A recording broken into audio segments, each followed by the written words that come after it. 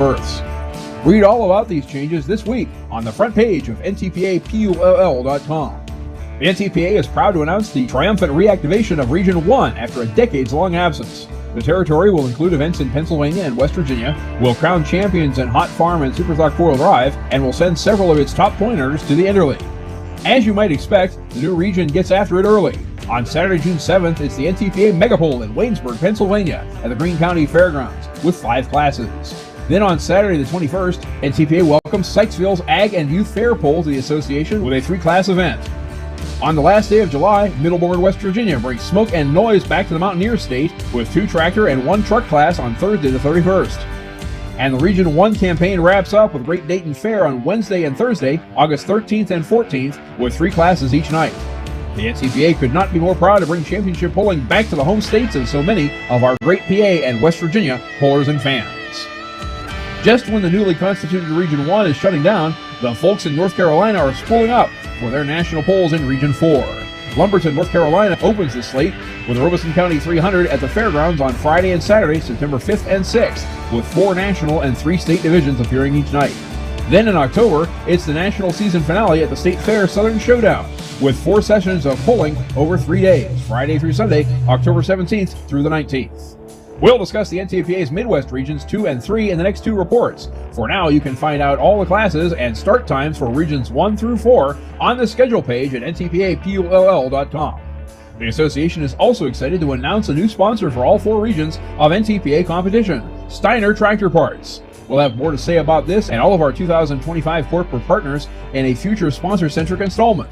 But for now, we'll express our gratitude and encourage our listeners to visit steinertractor.com for all of their vintage tractor repair and restoration needs. Finally, be sure to attend the NTPA Open House at the association's new headquarters at 1299 Campbell Road in Marion, Ohio this Saturday, April 12th from noon to 5 p.m. And please tell us you heard about it on the Steve Sommers Show or the Overnight Radio Report. Reporting for the NTPA on the Overnight Drive, I'm John Dunlap. Stay safe and pull hard.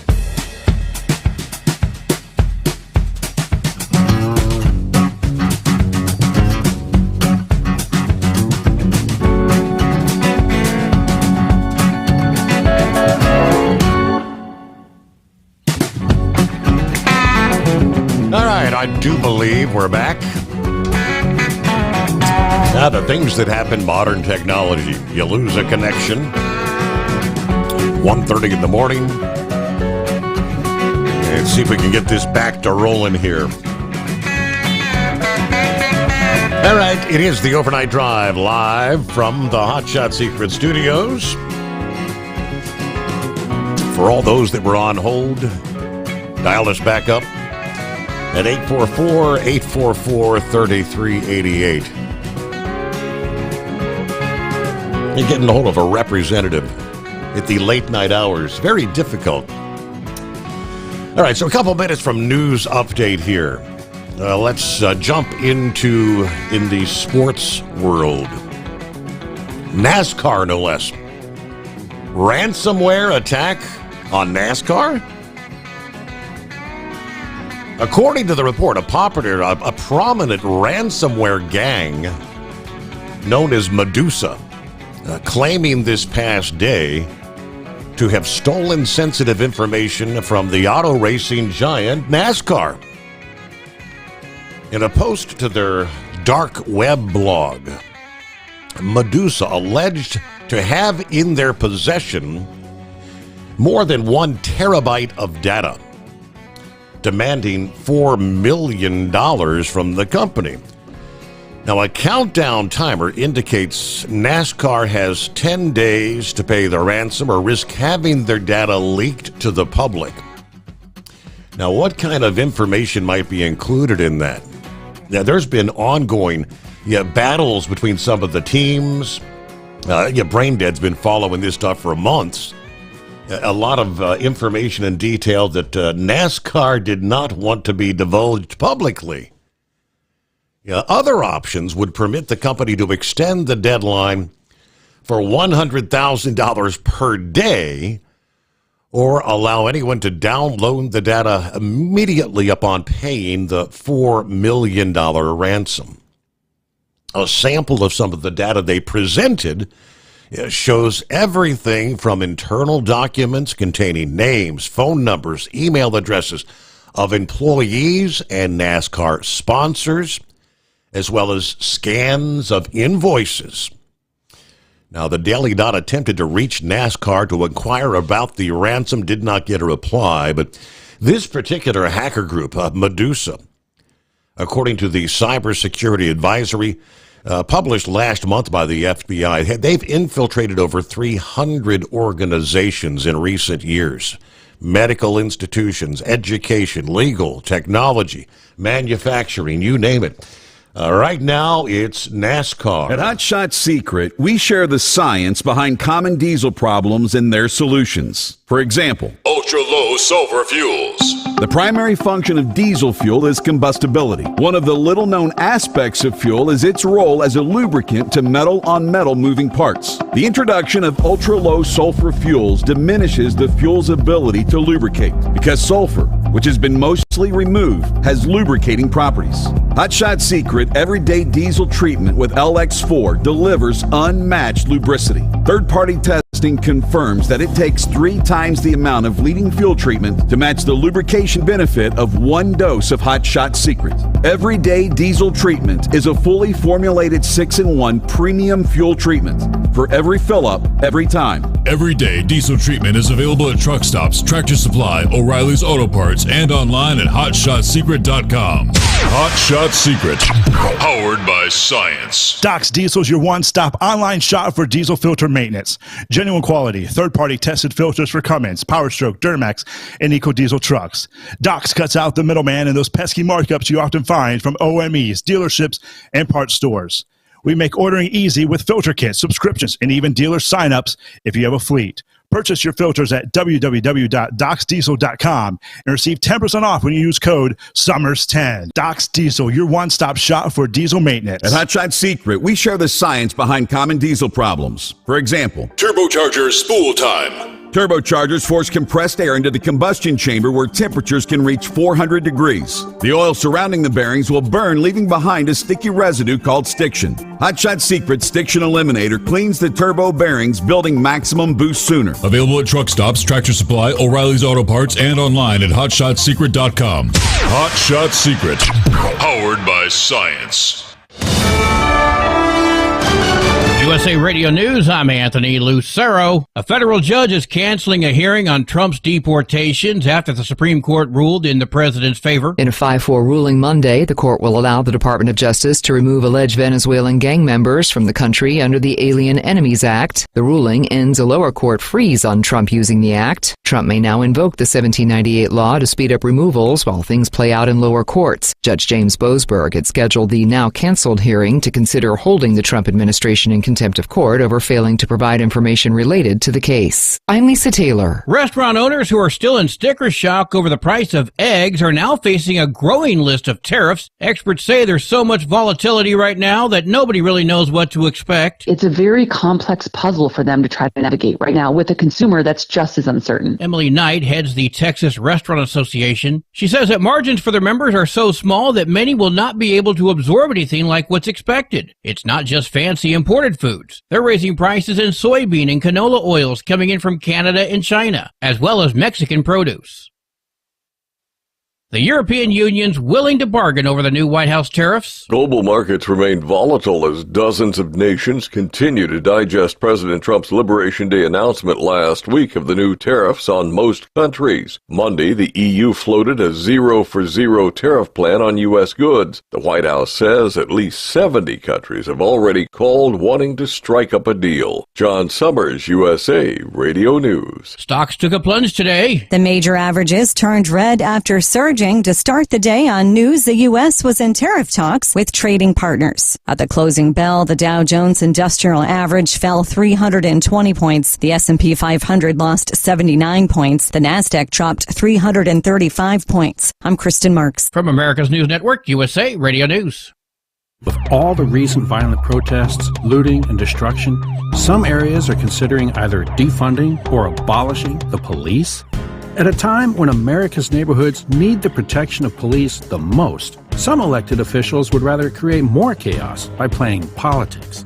If you're sick of elected officials caving in to demands of the radical left, you're not alone. It's time we stand up and declare our support for local police. The majority of police officers are important partners in protecting our God-given rights. If you prefer freedom over chaos, then learn how you can help protect the local police that serve your community. Call today and request your free Support Your Local Police info packet. Dial 800-JBS-USA-1. That's 800-JBS-USA-1. Request your free Support Your Local Police info packet by calling 800-JBS-USA-1 today. Gender identity and parental rights are taking center stage in Colorado. State House Democrats have passed a bill that would classify misgendering as a form of harassment and discrimination, and it could also be used when deciding child custody cases. It fundamentally oversteps the proper role of government. It threatens parental rights. Republican State Senator Chris Richardson speaking for the minority. Democrats say the measure protects transgender kids. The bill is heading to the Democrat-controlled state Senate before it heads to the Democrat governor. Using AI daily is now mandatory for all Shopify employees. In a memo sent last month, Shopify CEO Tobias Lutka says to make sure AI cannot complete a job function before asking for any more resources. He views this resource as a teammate that can research, program, tutor, and do many other functions. Reflexive AI usage is now considered a basic expectation and will become part of employee performance and peer review questionnaires. I'm Matt Mattinson. San Diego State Senator Brian Jones is introducing a bill to try and reform parole rules for some sex offenders in California. Joined by San Diego County District Attorney Sommers, Senator Jones, the minority leader in Sacramento, is introducing SB 286, Mary Bella's Law, named after two rape and child abuse survivors. If passed, it would reform a law from 2020 that allowed violent sex offenders to be eligible for parole after 20 years once they reach age 50. Senator Jones says the bill would not allow any violent sex offender to be eligible for elderly parole. I'm Jack Cronin. And I'm Anthony Lucero, USA Radio News. In a study, it was found that 33% of 44 herbal supplements had no trace of the advertised herb. Don't let that happen to you. Hi, this is Dr. Mitch. If you want to ensure quality, go to TotalWellness.com. Supplements made for physicians, only now available to you too. TotalWellness.com, helping you to look good, feel good, and enjoy total wellness. At Hotshot Secret, we share the science behind common diesel problems. For example, CP4 injection pump failure. the CP4 has an unusually high failure rate, up to 7% in the U.S. compared to a less than 1% in Europe. A contributing factor is the lack of lubricity in ultra-low sulfur fuels. Hotshot Secret Everyday Diesel Treatment with LX4 restores lubricity and protects your CP4. Everyday diesel treatment is available at truck stops, Tractor Supply, O'Reilly's Auto Parts, and online at hotshotsecret.com. For anything diesel, take it to Shy Diesel. They provide a wide variety of services and diagnostics to determine what the problem is with the latest technology. From simple oil changes and preventative maintenance to fuel system diagnostics and repairs, engine rebuilds and cylinder head repairs, and rebuilds with our in-house machine shop. They also have on-site DPF cleaning for exhaust issues and DOT inspections. If your diesel is asking for some attention, Shy Diesel has the specialist you need for anything diesel. Located in Terre Haute and Lafayette, Indiana, and Effingham, Illinois, Shy Diesel has you covered. And now, back to the Steve Sommers Overnight Drive, live from the Hotshot Secret Studios.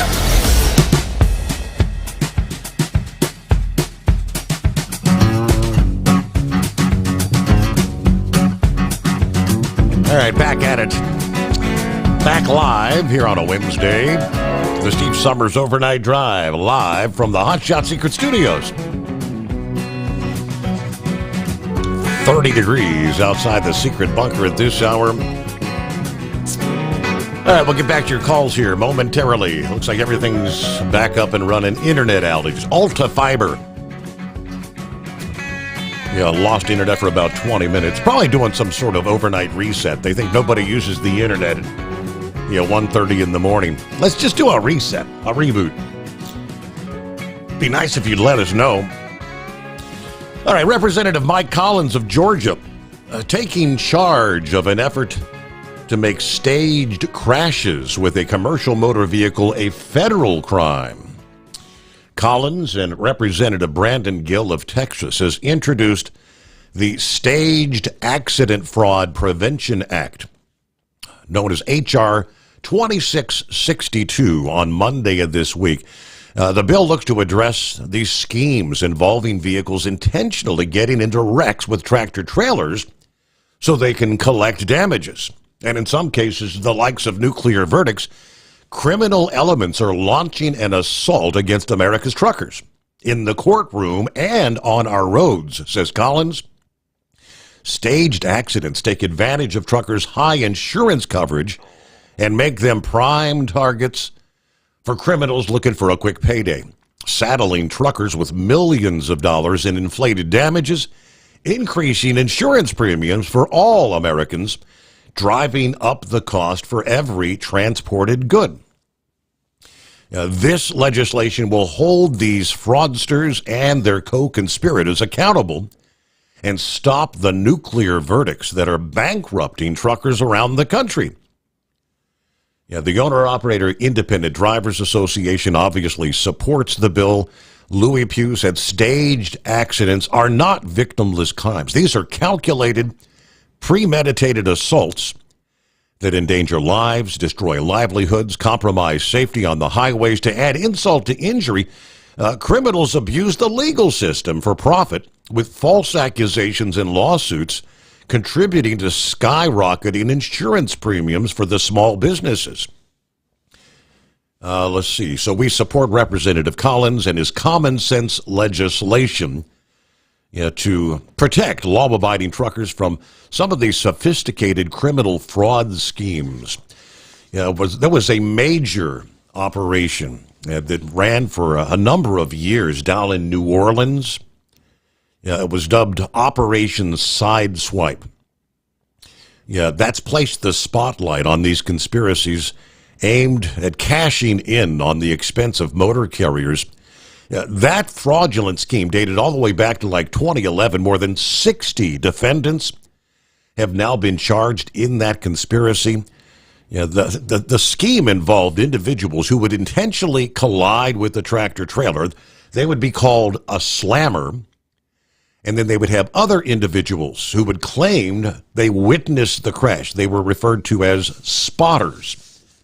But yes, millions of dollars in verdicts coming out of that, a multi-year scheme, looking for ways to defraud the insurance companies and so much more. And we all pay for that.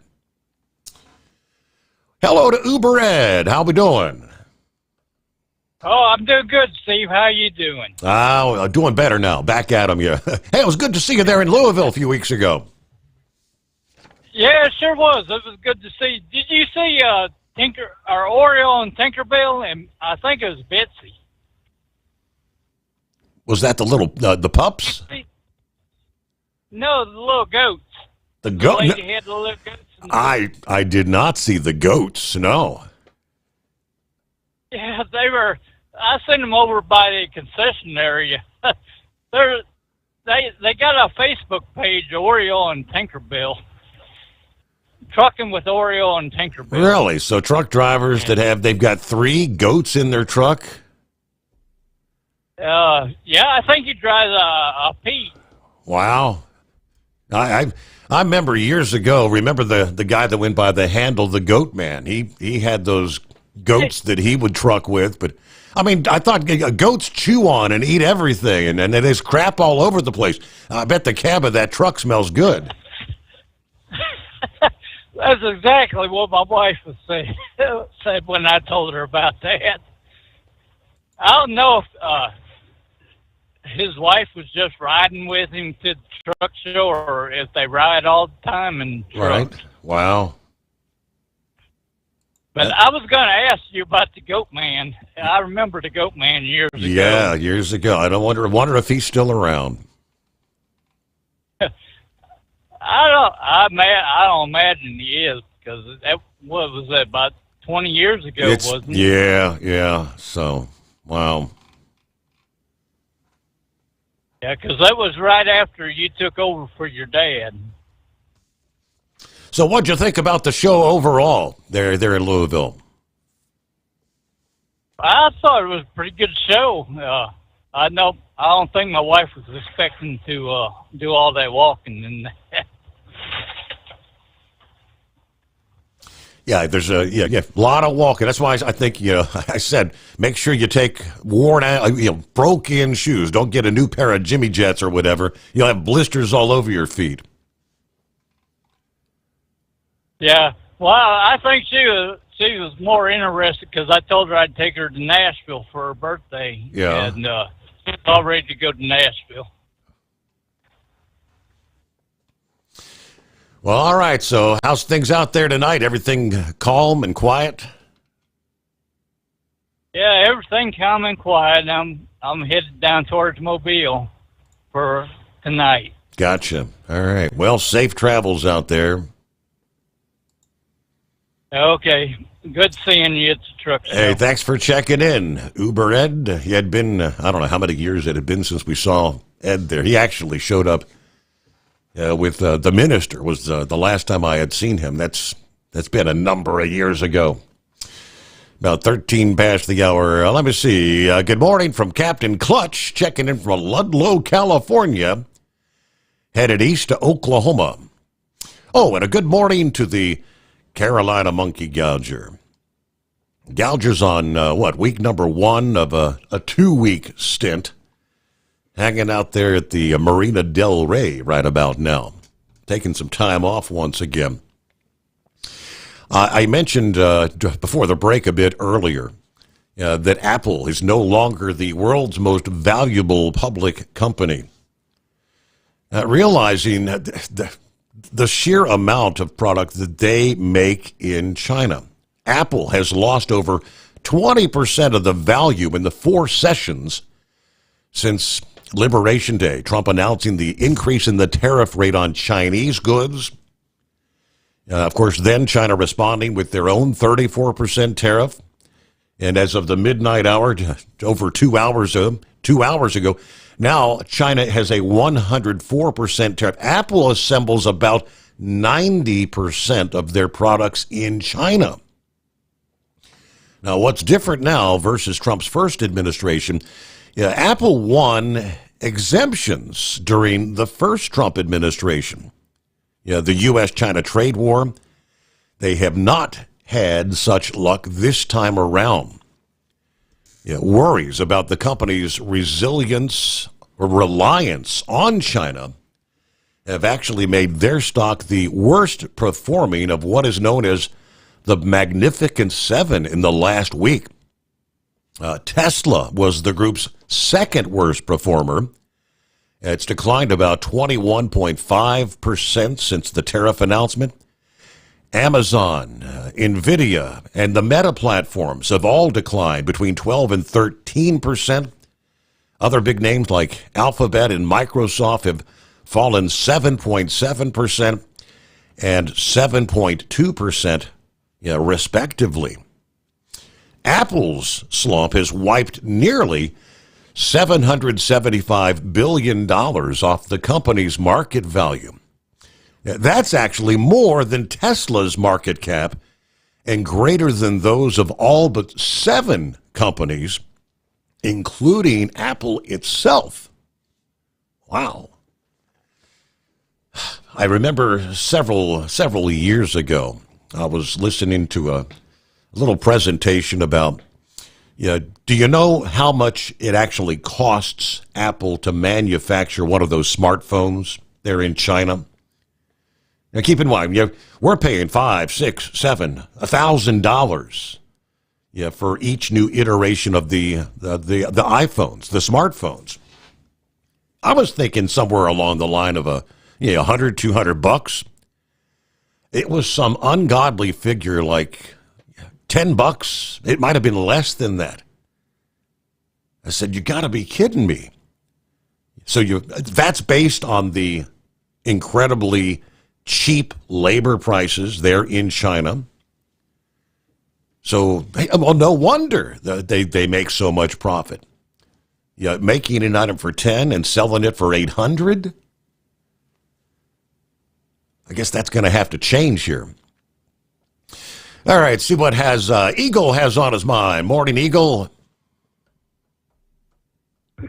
Yeah. Okay. Yeah. How you doing? Steve. Before I get to China and the tariff situation, want to tell you about something that I did today. I should have done it a long time ago, but I thought that it was going to be difficult to do. But it turned out to be even easier, and they were some of the friendliest people I've ever met in a long time. And that was, I told you that I was in South Carolina yesterday, Columbia. I had to pick up a load, and then they gave me I had to go back up through Charlotte, North Carolina, on the way back to where I'm headed right now. And so I got plenty of time to be where I got to be. So I looked on my phone to see where Hendrick Motorsports was, the NASCAR race team, home of Jeff Gordon and Kyle Larson and other big name drivers. And I saw that it was in the Charlotte area. So I called the people up on the telephone and asked them if you could bring a truck, an 18-wheeler, onto their property to come and facilitate the merchandise they had for sale. And the lady I talked to said, yeah. So I said, I might as well do it because, I don't go through the Charlotte area that much. So I drove through there. I drove to Charlotte and got to the Hendrick Motorsports area. And there was a guy at the gate, and he showed me where to park my truck at. They even helped me back into a parking space when I got there. Very friendly people. And then I never thought I would see this, Steve. They actually have a place where you can watch the pit crew people practice on pit stops. They got cameras and TV and video set up. You can get an up-close view. They got a viewing area. You can also get inside of the car if you want to. That these actual cars that these guys drive on Sunday. I got inside of one of the vehicles and I watched the practice. And then after I did that, I went to the viewing. They got another viewing area where you can watch them getting the cars ready for this race on Sunday, putting the motors inside the cars and shocks and all the other stuff that they do. You can actually watch these guys work. And then after that, they take you, they got a merchandise shop where they have ball caps and jackets and T-shirts and all kind of stuff.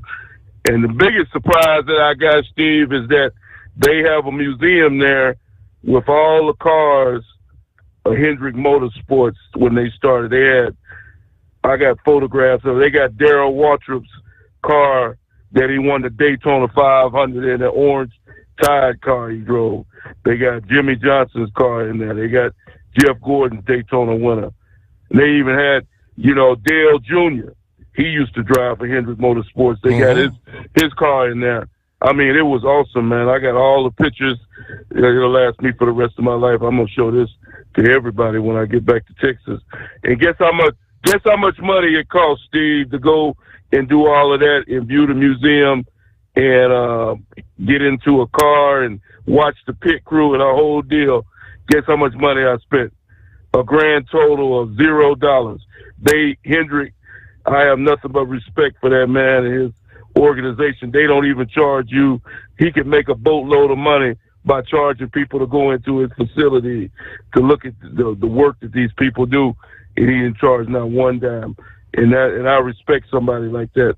So that means that people can take their family and kids and go get an experience. So if anybody's in the Charlotte area, whether you're a truck driver, if you're just driving in a personal car, you need to take a visit to this place, and you'll see some things that you've never seen if you're a NASCAR fan. Like I said, they have race-winning cars in this museum, cars that actually got first place in the Great American Race, the Daytona 500. So I got photographs that's going to last me the rest of my life. Now, getting to the other subjects, that was mainly for Brain Dead. So if Brain Dead listening, I know he's a big NASCAR fan. If he ever gets into the Charlotte area, he needs to check it out. If he's a Chevrolet guy, I don't know if he's a Chevy man or not, but I am. Okay, now Steve, To get into the tariffs, man. I've been talking to you this for the last couple of weeks since this whole deal transpired. Okay, now as of 12 o'clock, 12:01 tonight, Donald Trump, due to the fact that China didn't want to cooperate and negotiate some type of deal, Donald Trump is implementing a 104% tax rate. And guess what? I'm as happy as hell. I wish it could be 200%. Because, see, Steve, I told you this all week and last week. I'm tired of dealing with these people. I don't like the cocky, arrogant attitude that they have. You know, I seen a guy on television today, Steve, a so-called representative of China, a spokesman, and they were translating his language into English. And what you would have thought that guy would have said, yeah, brother, we ready to come to the table with the U.S. and make something happen so both countries can do good. But no, that's not what he said. He said the U.S. is trying to insult him and his country, and that they were going to fight the United States, whether it be with terrorists or at war. That's what this man said, that they're going to fight until the end. So this is coming from some people, Steve, that have been ripping the United States off for years, but yet they're insulted that the United States would actually want them to do the right thing and let us get in on the deal and stop screwing us. Because like I told you last night, Steve, you're not going to see no Ford nor Chevrolet riding around in China or Japan, but yet they feel that it's okay for a Toyota, a Honda to drive up and down the streets of America. See, there's something wrong with that, something real big wrong. And if I was Donald Trump, you really want to put the boot to him, I would stop all sales of Honda and Toyota in America, and you see how fast they come to the table. See how fast China and Japan come to the table when you tell them that they're not going to sell the cars in America. I bet you get to the negotiating table very, very quickly. You have to put the hammer to these people, because these are very selfish people, Steve. They only think about themselves. I've dealt with these people in the past. When you watch these people when they come to America, you very rarely see an Oriental person working for a business or anybody else. They open up their own business. They open up a Chinese restaurant, a nail shop, a dry cleaning business, a hotel business. They very rarely work for a businessman such as myself, a company. They want to do their own thing. And that's all. That's good and fine. But the problem I have with that is that they want to send their money right back to China, right back to Japan, taking money out of U.S. money and sending it back to their country. You're in the USA, my man, right now. You need to be contributing to the United. You're making money in the U.S. You need to contribute your money to the U.S. It doesn't work that way. So, like I said before, Steve, I'm tired of dealing with these people. Joe Biden was bought and paid for. We have a different man in the White House. Joe Biden is no longer in the White House. Things are not going to be the way they was for the last 4 years. That's what China thinks. It's not going to go down that way. They'll make a deal with the United States. Donald Trump, hopefully he's listening to me, or somebody associated with listening to me tonight. Do not give in to these people. Whatever it takes to make these people come to the table, Steve, that's what he needs to do. Because China needs us more than we need them, as far as I'm concerned. Because, see, I told you this last week, I've already made a pledge to me and my family, anybody associated with me, nothing will be purchased from China or any Oriental type places until this comes to an end. I'm not anything.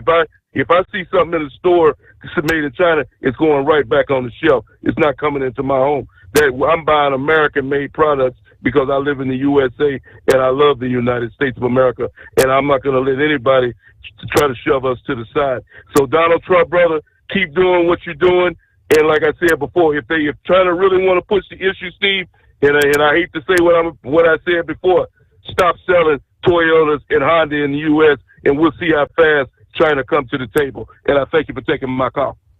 All right, we were just kind of anticipating what would China's response to the new tariffs that went into effect at the midnight hour. And I guess word comes down that within minutes, China reciprocates, responding to the U.S. with additional tariffs. I'll have to pull up the numbers to what extent that's going to be, but yeah, back and forth they go. Who flinches first? I guess is the question. Who stands to lose more in this trade war with China? As I said, they export $500 billion worth of product a year to us, while we send approximately $160 billion worth of product to them. Sounds to me like they would stand to be the biggest losers in the deal. But all right, about a minute before news update. Brain Dead will be checking in. We'll get an update, couple of trucking issues, and he's got a sports nugget for us this morning.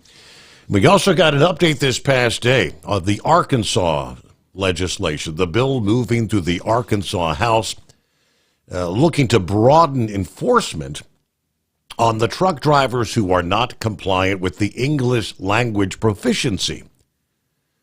Sponsored by Representative Wayne Long, the safety bill, as we've discussed several weeks ago, would require a commercial vehicle operator to have English language proficiency to operate in that state. Again, update there. More to come. And, of course, you can jump on in at 844-844-3388. The Steve Sommers Overnight Drive. USA Radio News, I'm Anthony Lucero. President Trump is inviting the president of El Salvador to the White House. That's according to Press Secretary Caroline Leavitt, who says President Nayib Bukele will visit D.C. next week. The two parties will tout cooperation between their countries as the U.S. deports alleged gang member migrants to an El Salvadoran prison. Leavitt says the Supermax prison is on the table for the deported migrants and added El Salvador's cooperation with the U.S. has become a model for others to work with the administration. I'm Lisa Taylor. Trump says he's the best president for Israel, even with the new U.S. tariffs. Speaking Monday with Israeli Prime Minister Benjamin Netanyahu, the president said Israel will always be a close ally. Many friends in Israel, they not in an easy area. It doesn't go easy, but we are helping them, and likewise, they've been helping us. Netanyahu said he'll begin to tear down any trade barriers between the two nations. John Sommers, USA Radio News. From America's News Network, USA Radio News. In today's troubled world, our USA Armed Forces stand ready to protect you and our American way of life. When veterans return to civilian life, they deserve your recognition and support. You can help put vets to work by donating your car, truck, or van to Patriotic Hearts. Your donation will directly support programs to help vets find jobs or even start their own business. Donate today for fast, free pickup of your vehicle, running or not. Operators are standing by to answer questions about making a tax-deductible vehicle donation. Find out how you can make a difference in the life of a United States veteran. Call 800-209-4580 for 24-hour response. Call 800-209-4580. 800-209-4580. That's 800-209-4580. At Hotshot Secret, we share the science behind common diesel problems and their solutions. For example, excessive black smoke. Excessive black smoke has two causes: carbon buildup and internal diesel injector deposits, also known as IDIDs. Carbon buildup obstructs the fuel spray. IDIDs are varnish inside the injector that alters ideal injector timing. Both of these cause reduced engine efficiency, leaving unburnt fuel to generate black smoke. One treatment of Hotshot Secret Diesel Extreme will remove carbon buildup and improve efficiency. Diesel Extreme has the highest concentration of active ingredients allowed by law and will safely remove all types of injector deposits, including IDIDs, eliminating black smoke. The 6-in-1 Diesel Extreme formula also includes a cetane improver, lubricity enhancer, water demulsifier, rust and corrosion inhibitors, and a fuel stabilizer. Hotshot Secret Diesel Extreme is available nationwide at truck stops, fine farm and auto stores, and online at hotshotsecret.com. Hotshot Secret, powered by science. Doc's Diesel is your one-stop online shop for diesel filter maintenance. Genuine quality, third-party tested filters for Cummins, Power Stroke, Duramax, and EcoDiesel trucks. Doc's cuts out the middleman and those pesky markups you often find from OMEs, dealerships, and parts stores. We make ordering easy with filter kits, subscriptions, and even dealer sign-ups if you have a fleet. Purchase your filters at www.docsdiesel.com and receive 10% off when you use code SUMMERS10. Docs Diesel, your one-stop shop for diesel maintenance. At Hotshot Secret, we share the science behind common diesel problems. For example, Turbocharger spool time. turbochargers force compressed air into the combustion chamber where temperatures can reach 400 degrees. The oil surrounding the bearings will burn, leaving behind a sticky residue called stiction. Hotshot Secret Stiction Eliminator cleans the turbo bearings, building maximum boost sooner. Available at truck stops, Tractor Supply, O'Reilly's Auto Parts, and online at hotshotsecret.com. Hot Shot Secret, powered by science. For anything diesel, take it to Shy Diesel. They provide a wide variety of services and diagnostics to determine what the problem is with the latest technology. From simple oil changes and preventative maintenance to fuel system diagnostics and repairs, engine rebuilds and cylinder head repairs, and rebuilds with our in-house machine shop. They also have on-site DPF cleaning for exhaust issues and DOT inspections. If your diesel is asking for some attention, Shy Diesel has the specialist you need for anything diesel. Located in Terre Haute and Lafayette, Indiana, and Effingham, Illinois, Shy Diesel has you covered. Do you have a Dodge pickup and hate your automatic transmission? Of course you do. Levon Miller at Firepunk Diesel here, and we specialize in heavy-duty and performance transmissions for your 3-quarter or 1-ton Cummins powered truck. So if you're interested in turning your stock slush box into a towing monster, call us today at 614-733-3744 or visit us online at shop.firepunk.com. Because Channel 19's a little congested. Call Steve now at 844-844-3388. The Overnight Drive.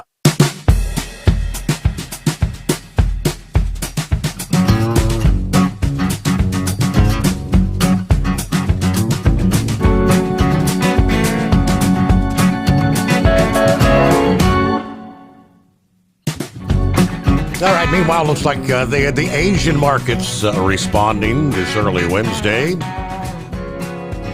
to the new increase in tariffs on China, now at 104. Wow. At the same time, President Trump this past day, earlier in the day, posting via Truth Social, just had a great call with the acting president of South Korea. We talked about their tremendous, unsustainable surplus, tariffs, shipbuilding, large-scale purchases of U.S. liquefied natural gas, their joint venture in an Alaska pipeline, and payment for the big-time military protection we provide to South Korea. They began these military payments during my first term, billions of dollars. But Sleepy Joe, for reasons unknown, terminated the deal. That was a shocker to all. In any event, we have the confines and probability of a great deal for both countries. Their top team is on a plane headed to the United States, and things are looking good. We're likewise dealing with many other countries, all of whom want to make a deal. Like with South Korea, we're bringing up other subjects that are not covered by trade and tariffs, getting them negotiated as well. Yeah, one-stop shopping, as he put it. It's a beautiful, efficient process. Yeah, China wants to make a deal badly, but they don't know how to get it started. We're waiting for their call. It'll happen. God bless the USA. So at this point, it sounds like they have not yet flinched, but yeah, how far can you push this before you say, listen, we gotta sit down. Yeah, we gotta talk about this. It's gonna be bad for everyone if they don't. Morning, Brain Dead. Hey, Steve, can you come back to me in just a few minutes? I got to get the trailer and get the heck out of Dodge. All right, getting hooked up, ready to start a new day, right? Hitting the road, delivering those groceries. Well, all right. Hello to the hippopotamus. Yes, sir. Yeah, thanks for taking me back, Your Honor.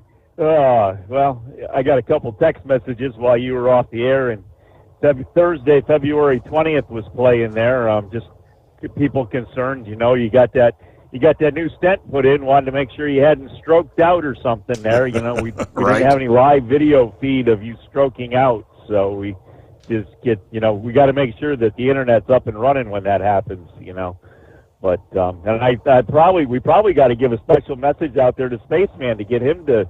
I know he's always busy on the ringy dingy a lot there. I don't know if he's always catching up with the show live and in action, or if he catches the replay. But yeah, I kind of knew you were back there. Heard the polling report there. John was doing the polling report, and I didn't hear him do my little FFA one here that I'm supposed to do on Saturday, but it might be for the fact that you and the AccuWeather guys, I think, are going to have it rained out, because we're supposed to start having rain on Thursday and all day Friday and going into Saturday morning, and I don't think that's going to be really good for the dirt track to be trying to be tractor pulled on there. Usually they put a little bit of water on if it's dry, but I don't know if it can sustain 2.5 days of rain before they try to get started in the morning. It might be just a little bit on the damp side. But anyways, there. So hey, one of the businesses that Eagle missed there that gets started over here, he forgot the massage parlors, Your Honor.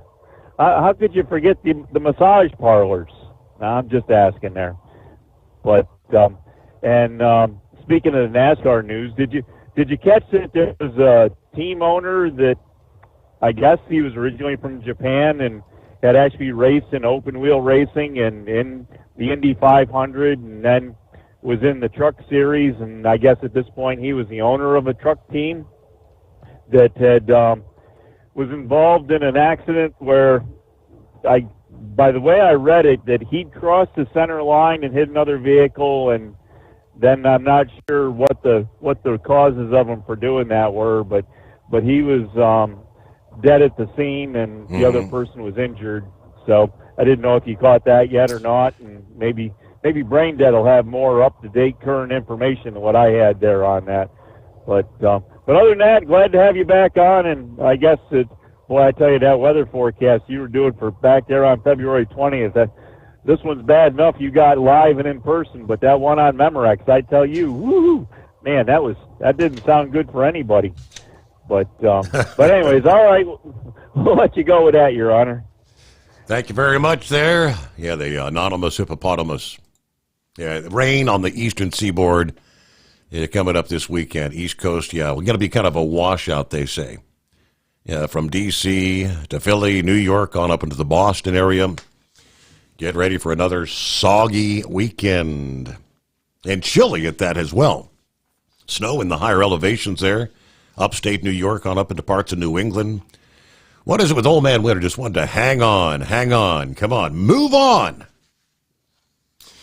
It is 844-844-3388. Rest of the story here. In the state of Arkansas, it's House Bill 1914 that classifies an operator to be in violation of the rule if he or she cannot read or speak the English language sufficiently to converse with the public, understand highway traffic signs and signals in English, to respond to official inquiries, or to make entries on reports and records. First-time offenders would face $500 fines.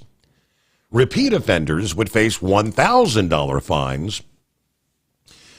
Representative Long described his legislation to the House Public Transportation Committee as a very simple bill. Currently, federal law requires the person with a CDL to be proficient in English. But there's not a state law. And, of course, on the federal level, it's not being enforced. Long acknowledged that Arkansas State Police do not enforce the rule. But he said county and local law enforcement do not. I'm sorry, Arkansas State Police, he said, do enforce, but local and county do not. County sheriffs and local police departments are not able to do anything about the folks they catch that cannot communicate in English. It is a real problem because if they have an accident, they can't communicate with authorities what happened. And of course, they may have trouble reading the signs, you think. Now, long confirmed that enforcement would be focused on traffic stops or accidents. Yeah, we're just trying to make sure nobody gets through the cracks as far as not being able to speak English. Now, the House Public Transportation Committee voted to advance the bill to the full House. If approved there, it would then head to the state Senate. But time, they tell us, is short for House Bill 1914 to clear the General Assembly and move on to the governor. The legislature is scheduled to adjourn for the year on April 16th. So they've got pretty much 1 week. The Owner-Operator Independent Drivers Association supports the bill. Because this issue extends beyond Arkansas border, we believe it would be better for the federal government to address the issue versus being left up to each state. But you got to start somewhere. If one state does, surrounding states may follow suit. But trucking is big business in, of course, the state of Arkansas. Be very difficult for many to get from point A to point B without having to pass through that state, if you know what I mean. All right, let me see here. I don't know, brain dead, have you had enough time to get hooked up yet or no? Yeah, I'm still here. I got hooked up. I just got to run to the fuel island. Got all these guys in front of me. Slow fuel island today. But no, the news nugget here, Steve, and I've got to say this. Now, I know Lauren Weiss is listening. There is a rumor floating around that Denny Hamlin is going to retire at the end of the season, and that is not true. Do not pay attention to that. He said on X or Twitter or whatever you want to say, he is not going to retire this year. So, okay, get that out there. Now, if you want to talk about stuff from China and our food, Steve, do you have Netflix by chance? We do. Yes, indeed. There's a TV show that I want you to watch, and I'll give you a test later. It's called Rotten, Rotten, Rotten. Mm-hmm. There's one of the episodes there about garlic. Christopher Ranch is one of the biggest garlic producers in the world. The peeled garlic that you see in the store is peeled in China with slave labor from prisoners. I kid you not. Watch that episode, and I guarantee you'll rethink that whole garlic thing next time. Really? Because me and Dingbat watched that, and it's only, she could correct me, but it's only like 10 or 12 episodes, but it goes behind the truth behind the food that we're putting out here in this country. It's really honestly sad. And it's not just what's coming across the border, it's what all we're putting into there and the real truth behind it. I mean, it's scary, Steve, but I have a question for the huddled masses out there if they could help me out. Now, I saw a post on Facebook earlier today that said that Texas DOT is going to start the DOT medical card is, if you're in Texas, you're going to have to, the medical examiner send the medical card directly to the state DOT, who's going to update the database for your medical card. Mm-hmm. And I looked somewhere and it said, no, it's a new federal regulation. So is it a federal regulation or is this going to be a state regulation? As far as Arkansas? Any state. I know we have a bunch of truck drivers because I saw that it's supposed to happen in the end of June of this year, that when you go do your DOT physical, and instead of you getting an actual physical medical card, that the medical examiner has to upload all of that to the state DOT computer by midnight to update your medical card. Okay. Now, this one said it was Texas. I've also seen other posts that said it was nationwide. It's going to be a new DOT regulation. Yeah, that's what I'm seeing. It's going to be nationwide. All right, here's my question. how is the states going to update that? I mean, is it going to go to the federal DOT and then trickle down to the state? Is it going to be the medical examiner in the state of, say, like I live in Arkansas, right? Is the medical examiner in Arkansas going to upload it to the state DOT website? And I also want to keep a physical copy of it, because if too many hands get in the pot, something's bound to happen. You know what I'm saying? And I'm pretty fond of my CDL. I like to keep my CDL as much as possible, because I know somewhere down the line somebody's going to slip up and not put the right X's in the right boxes. Mm-hmm. If you know what I'm saying. Yeah. Or hackers get into the database and get all your info. Ding, ding, ding, ding, ding. Right. Get the square, Johnny. Yep. But yeah, I mean, I thought this was like some, garbage on Facebook. But I mean, that's my only question is, how is it going to be enforced? How will I know that my CDL is still going to be good and I'm not going to get into some DOT inspection and they go, hey, hate to tell you, buddy, but your DOT medical card is not on file and your license is downgraded to a Class D license. Well, looking at the dates on this, I guess this all came down the line while we were in Louisville there at the Mid-America Truck Show. So, being out of the loop for 4 or 5 days, I think it all came down the day we were headed down there. I got the full scoop from CDL Life here I'll share with you. All right. And by the way, one thing, too, I want to say this, and I'm probably going to blow up your phone lines.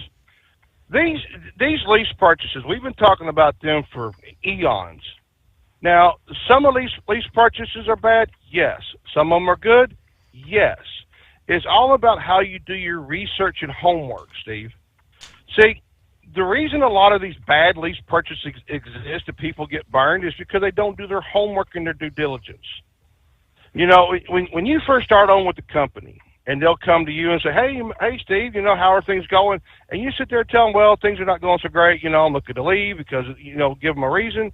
The recruiter will say, oh, well, have you thought about being an owner-operator? Owner-operators make a lot more money. You can make more money being an owner-operator, but they don't tell you the business side of things. Mm-hmm. They don't tell you the cost. They don't tell you you're going to pay for the fuel, pay for the insurance, etc.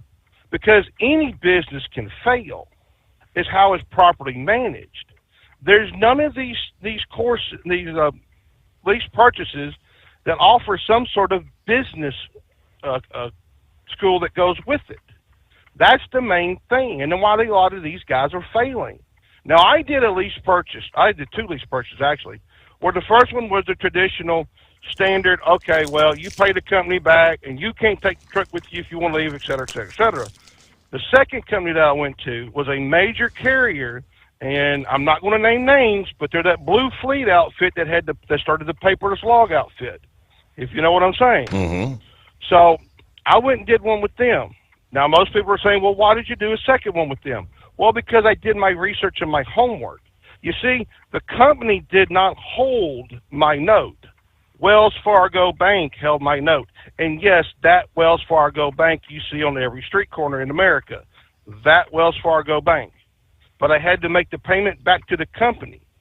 It was in the contract that said if I left the company for any reason, I could take the truck with me as long as they got their payment. That was it. Now, most of them, yes. Once you want to leave the company, you've got to keep that truck with them. They don't take it. You can't take it with you. But yes, a lot of them are that bad. But the other thing too is a lot of them too. You see, you pay $800 a week for the truck, but you're also paying $400 to the company for their truck, and then you're paying the bank $400. So realistically, you're not making anything. That is right.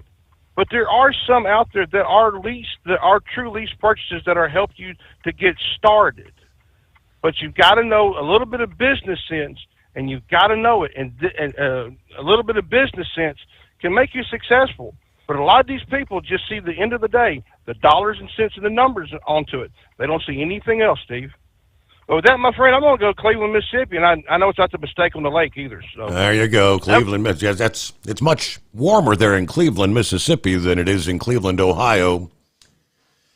All right, since he brought it up, I guess this all came down there like March 25th. It's when the CDL Life carried the story. Major changes coming to the medical certification process for commercial vehicle drivers as the long-delayed FMCSA rule goes in effect come June.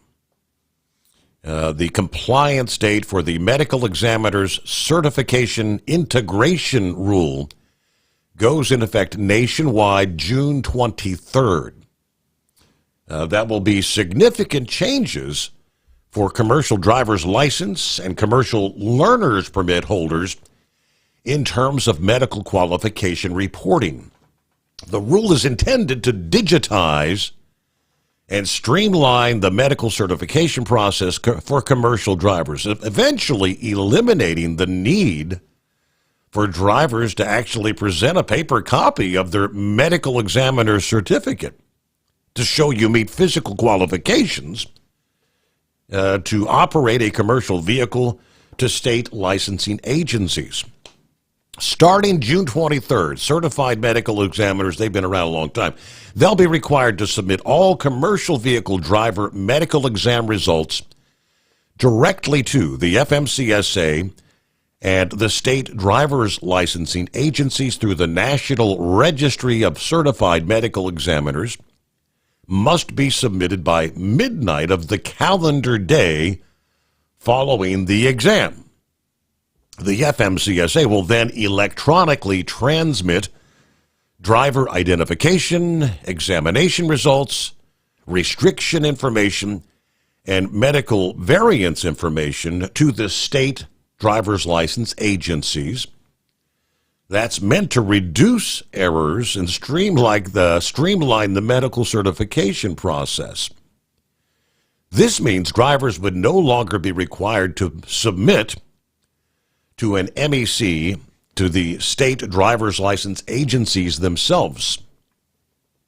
Also, after the June 23rd compliance date, motor carriers will no longer be required to verify that commercial learner's permit or CDL drivers were examined by a certified medical examiner listed on that national registry. I guess it's all been done for them.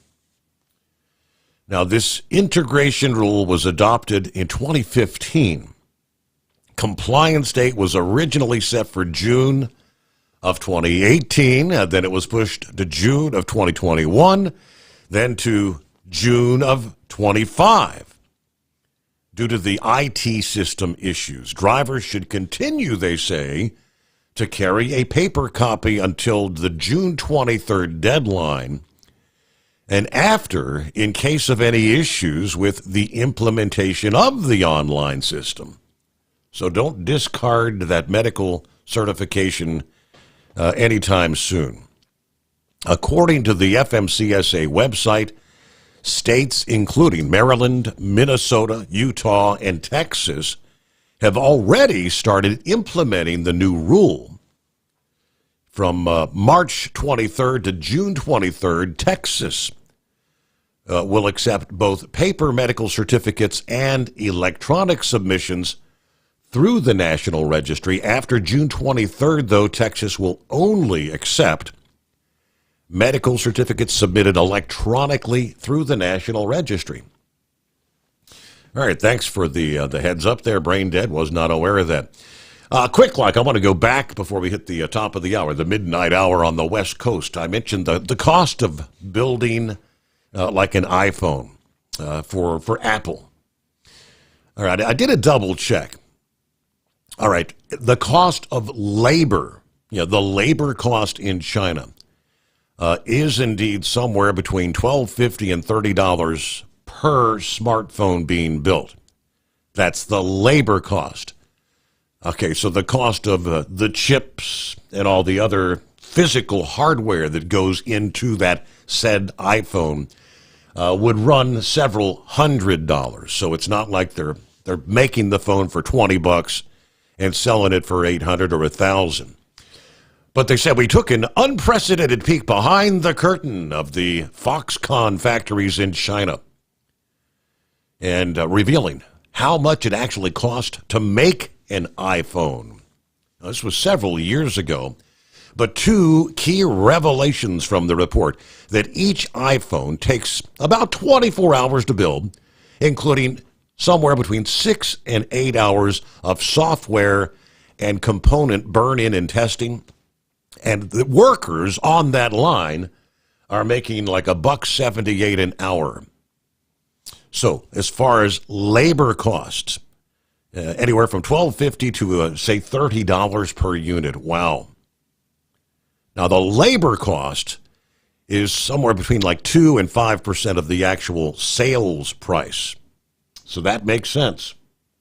At Hot Shot Secret, we share the science behind common diesel problems and their solutions. For example, diesel particulate filter regeneration. The DPF catches particulates left over from combustion. The DPF regeneration cycle cleans the filter with temperatures exceeding 1,000 degrees Fahrenheit. A computer sensor triggers the DPF regen, which is often accompanied by a loss of power and fuel economy. The frequency of DPF regens are in correlation to the cleanliness of the fuel burn. Under heavy operation with a dirty burn, DPF regens can occur multiple times per day. Hot Shot Secret Diesel Extreme Fuel Additive promotes a more complete combustion, creating fewer emissions and therefore fewer DPF regens. Vehicles using Diesel Extreme experience 83% less DPF regens. Hot Shot Secret Diesel Extreme is available nationwide at truck stops, fine farm and auto stores, and online at hotshotsecret.com. Hot Shot Secret, powered by science. Doc's Diesel is your one-stop online shop for diesel filter maintenance.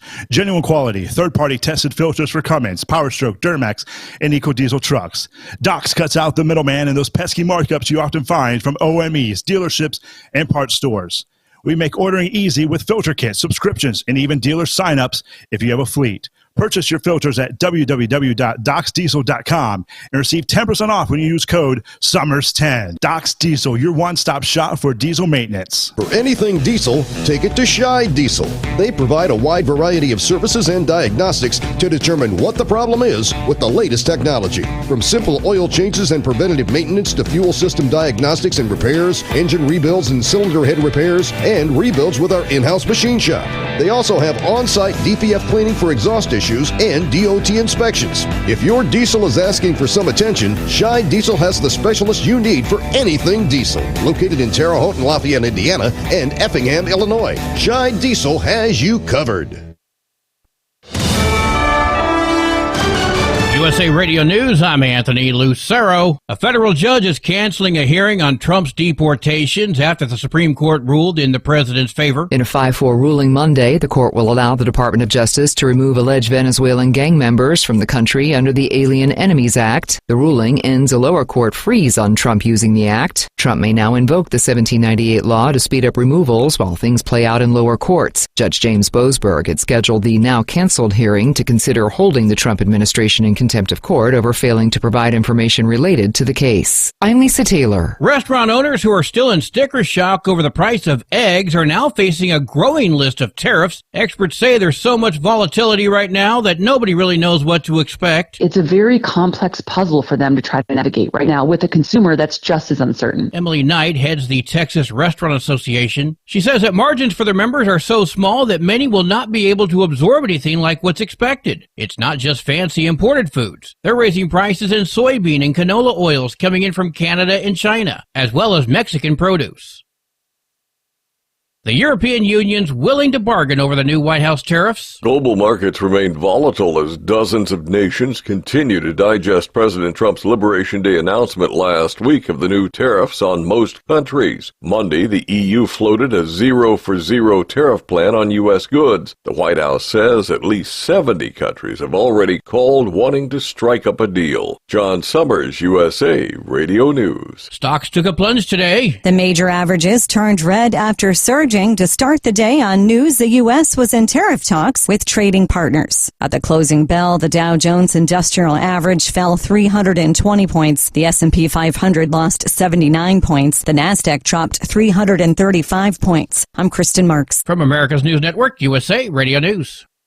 With all the recent violent protests, looting, and destruction, some areas are considering either defunding or abolishing the police. At a time when America's neighborhoods need the protection of police the most, some elected officials would rather create more chaos by playing politics. If you're sick of elected officials caving in to demands of the radical left, you're not alone. It's time we stand up and declare our support for local police.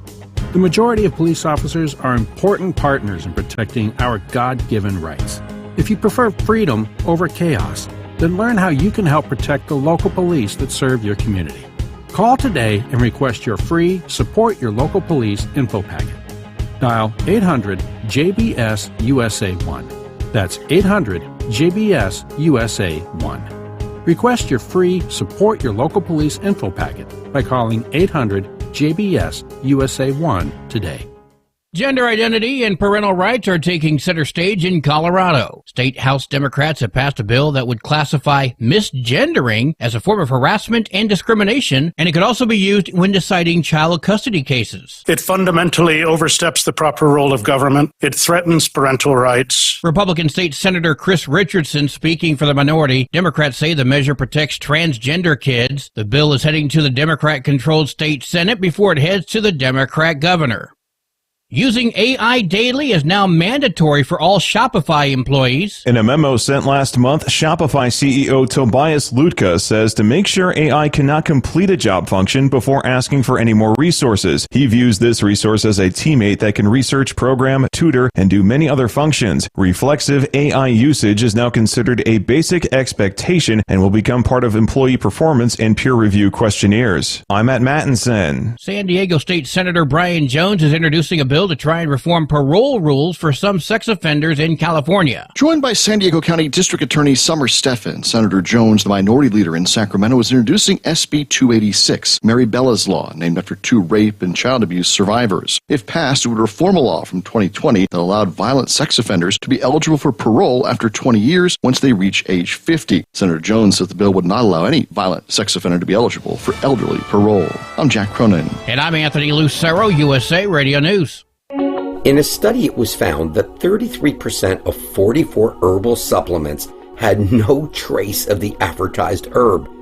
Don't let that happen to you. Hi, this is Dr. Mitch.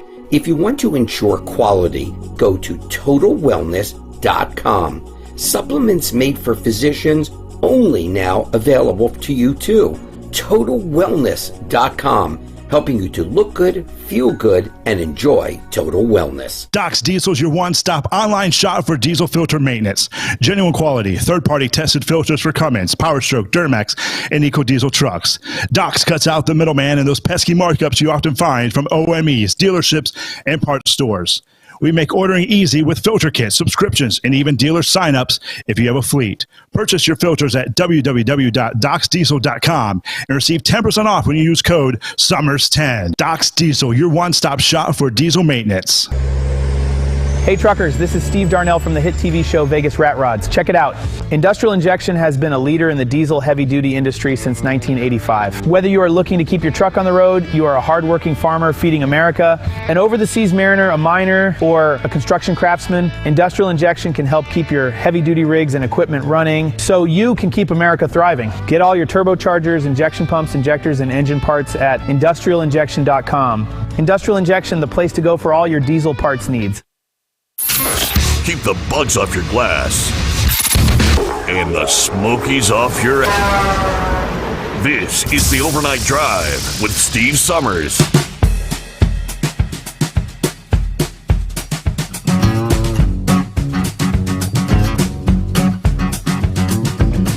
All right, back at it here.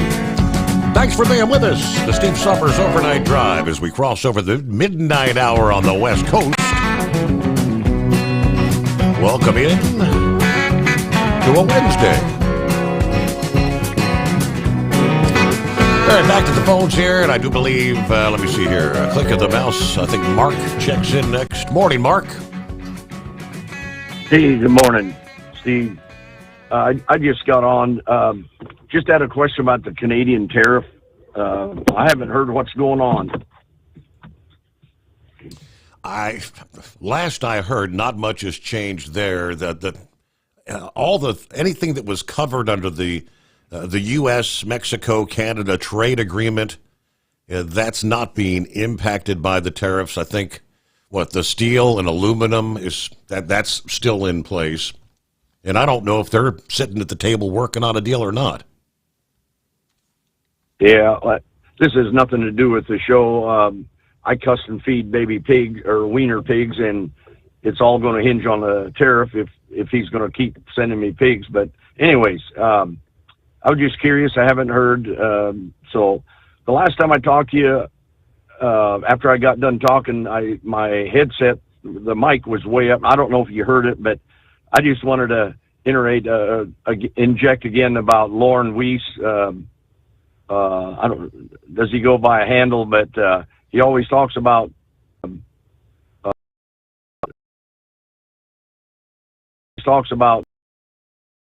speed, and I had said he's got to start saying a high rate of fuel consumption. I don't know if you got that or not, but I remember that. Yes, I did. I shared that with him one night here a few weeks ago. All right, I did share that.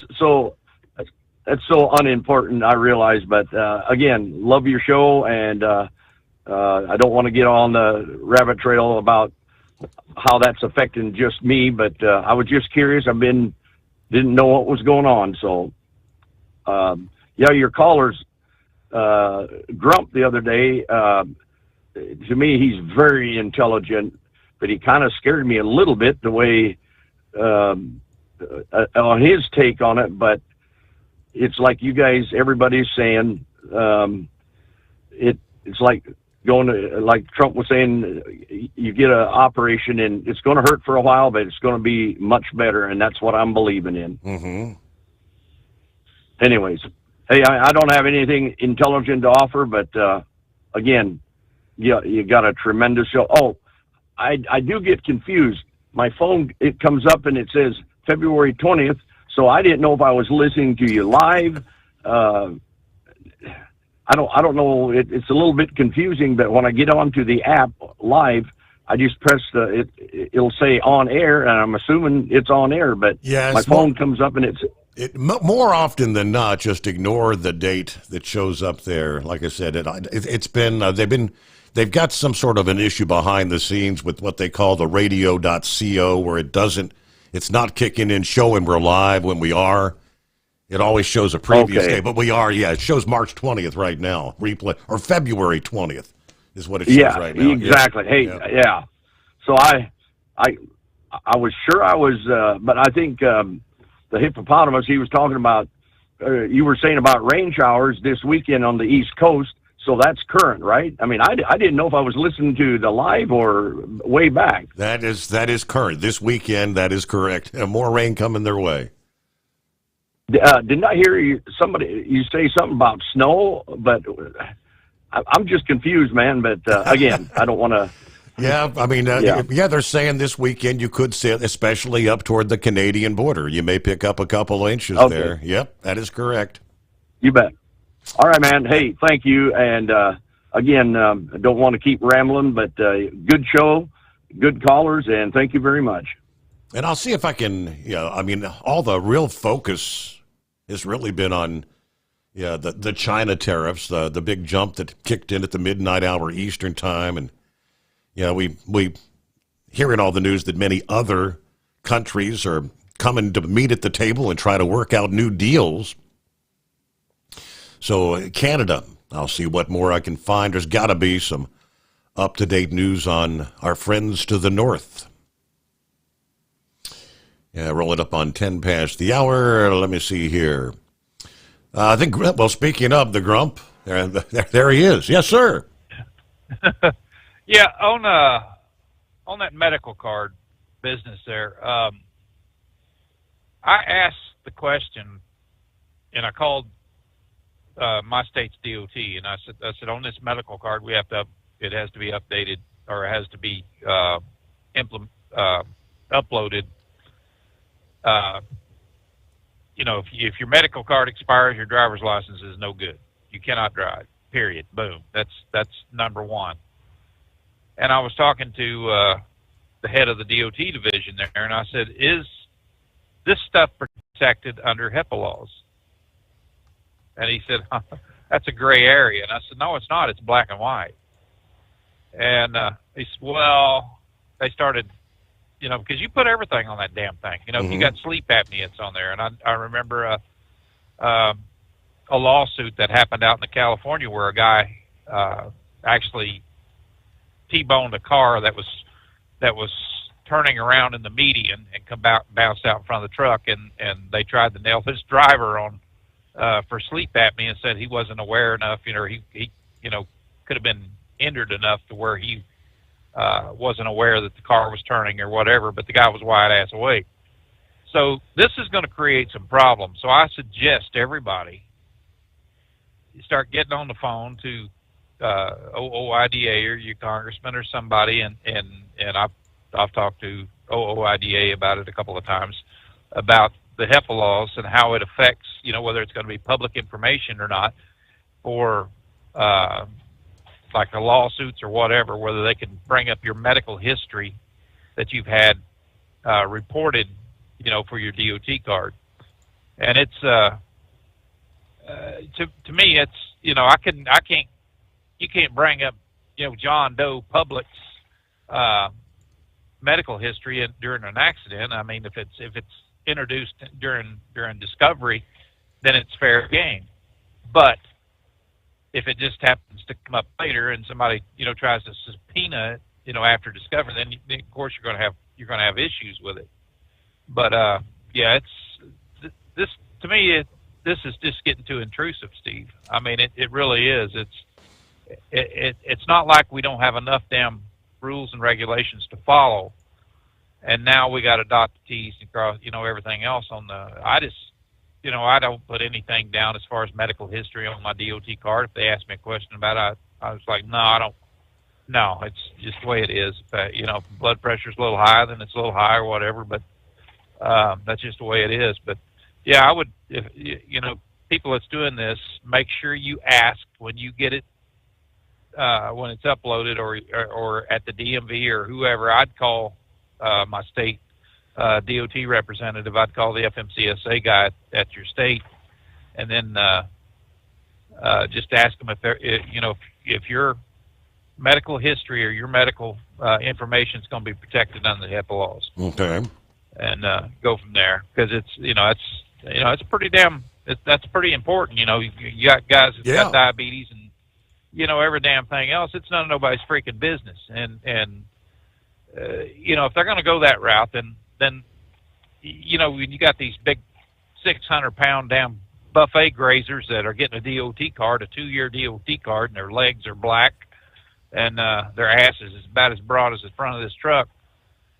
To me, why are they driving a truck? I mean, that's why lump me or other people that tries to watch our weight and things like that in the same categories. I mean, that's just that creates a problem, I think. You was talking about the iPhone. I'll give you a little thing there. I was having dinner one time there a couple of years ago with my sister, and stopped by her house there, and we was at a Chinese restaurant, and I had my iPhone laying on the table right beside my plate. And this little Chinese kid, couldn't have been 4 years old, walks out, picks that damn phone up, looks at me and snaps a picture and sets it back down. Just like no big deal. Mm-hmm. And I'm sitting there looking at this kid, and my sister said, "Wow, I can't believe that little kid knew how to operate that phone." I said, "Hell, he probably built it." And this dude, I mean, it was funny as hell. I mean, he's just walking around. There's a phone laying out. This kid was picking the damn thing up and taking pictures of people. I was like, my God! But I guess his folks own the restaurant there. But yeah, it was kind of funny. I mean, how soon kids start working on phones. I mean, actually can operate a damn phone. Here, this one here was barely out of diapers and already take pictures of the damn thing. It's it's probably a step or two ahead of me or you. But yeah, it's just blowing my mind on that. The tariffs for Canada, I think you're right on that. I did read something in there when that guy was asking about it, that it's just all on things that were not covered under that trade agreement. And so they are, they're keeping the tariffs on right now on that. So I don't know how that's going to work out, but I do want to see a list of what all's covered under that that $104 or 104% tariff, because that's kind of interesting. What exactly what's going to happen. And like I say, I don't give a damn about China. That's not the point. That's I don't think if it was just tariffs that were implemented on China, I don't care if it was at 200%. I don't think the stock market would have dropped. I think it would have held its own and things like that. But it's the uncertainty, right now that it's been reported 1,000 times. They just don't know what the hell's going to happen with all the tariffs, and that's what's driving this sell-offs and things in the stock market. And so, clear up a couple of things there. But anyway, I wanted to bring that up about that HIPAA laws, because I think it's pretty important, and people needs to, guys out here, gals that's driving a truck needs to pay close attention to that. If you don't want your medical history spread all over, the globe or subpoenaed into court for some crazy reason, or just have some news person get a hold of it under the Public Information Act. If you have an accident and let's say your motor vehicle information is put on that form, on the accident report, those things are public. That's public knowledge. Unless there's a juvenile involved in that a state cannot release that person's name or anything else. They're not going to redact that either. So, if somebody wants to learn about the accident or whatever, and they pull up the history after it's submitted to the court, the accident report and things, and they're sitting there looking at it, nothing's going to be redacted. They don't do that for an adult. So whatever's in that card, if they put all that information on there, if it shows up with your license, I think the two should be separated. That's just my opinion on it. But I personally, I don't think they ought to have anything but the card that says it's valid. That's it.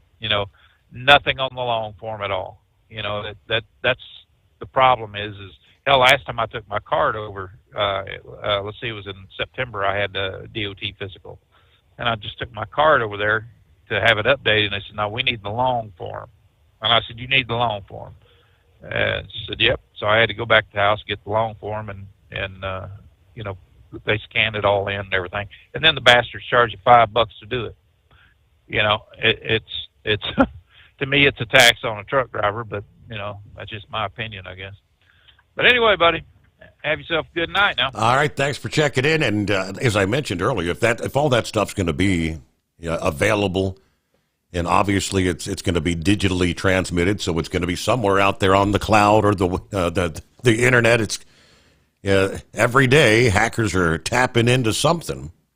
I mean, there was a major breach just announced this past day from one of our government offices. I don't think I printed that story, but see if I can pull that back up. But hey, we're returning to the Steve Sommers Overnight Drive. Hot Shot Secret, we share the science behind common diesel problems and their solutions. For example, diesel fuel cetane levels. In many states, the cetane rating in diesel fuel is 42 to 45. Most diesel engines operate more efficiently with a cetane rating of 48 to 50. One treatment of Hot Shot Secret Diesel Extreme will raise your cetane 7 points, increase fuel economy, and improve cold starts. Due to a cleaner burn, there are less hydrocarbons and particulate matter in your exhaust. This reduces the blockage of your diesel particulate filter. Using Diesel Extreme generates 83% less DPF regeneration. The 6-in-1 Diesel Extreme formula also includes the most concentrated detergent on the market, lubricity enhancer, water demulsifier, rust and corrosion inhibitors, and a fuel stabilizer. Hot Shot Secret Diesel Extreme is available nationwide at truck stops, Fine Farm and auto stores, and online at hotshotsecret.com.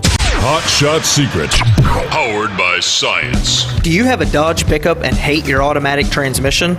Of course you do. LaVon Miller at Firepunk Diesel here, and we specialize in heavy-duty and performance transmissions for your 3-quarter or 1-ton Cummins-powered truck.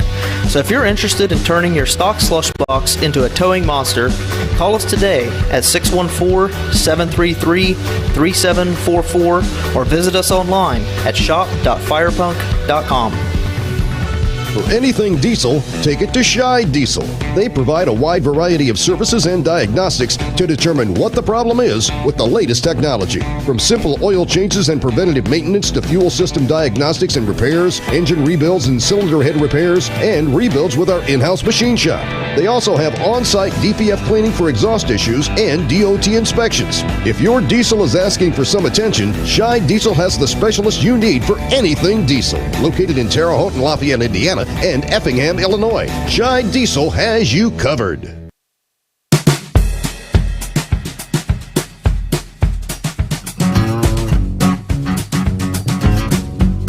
I came across a little graphic from this past day.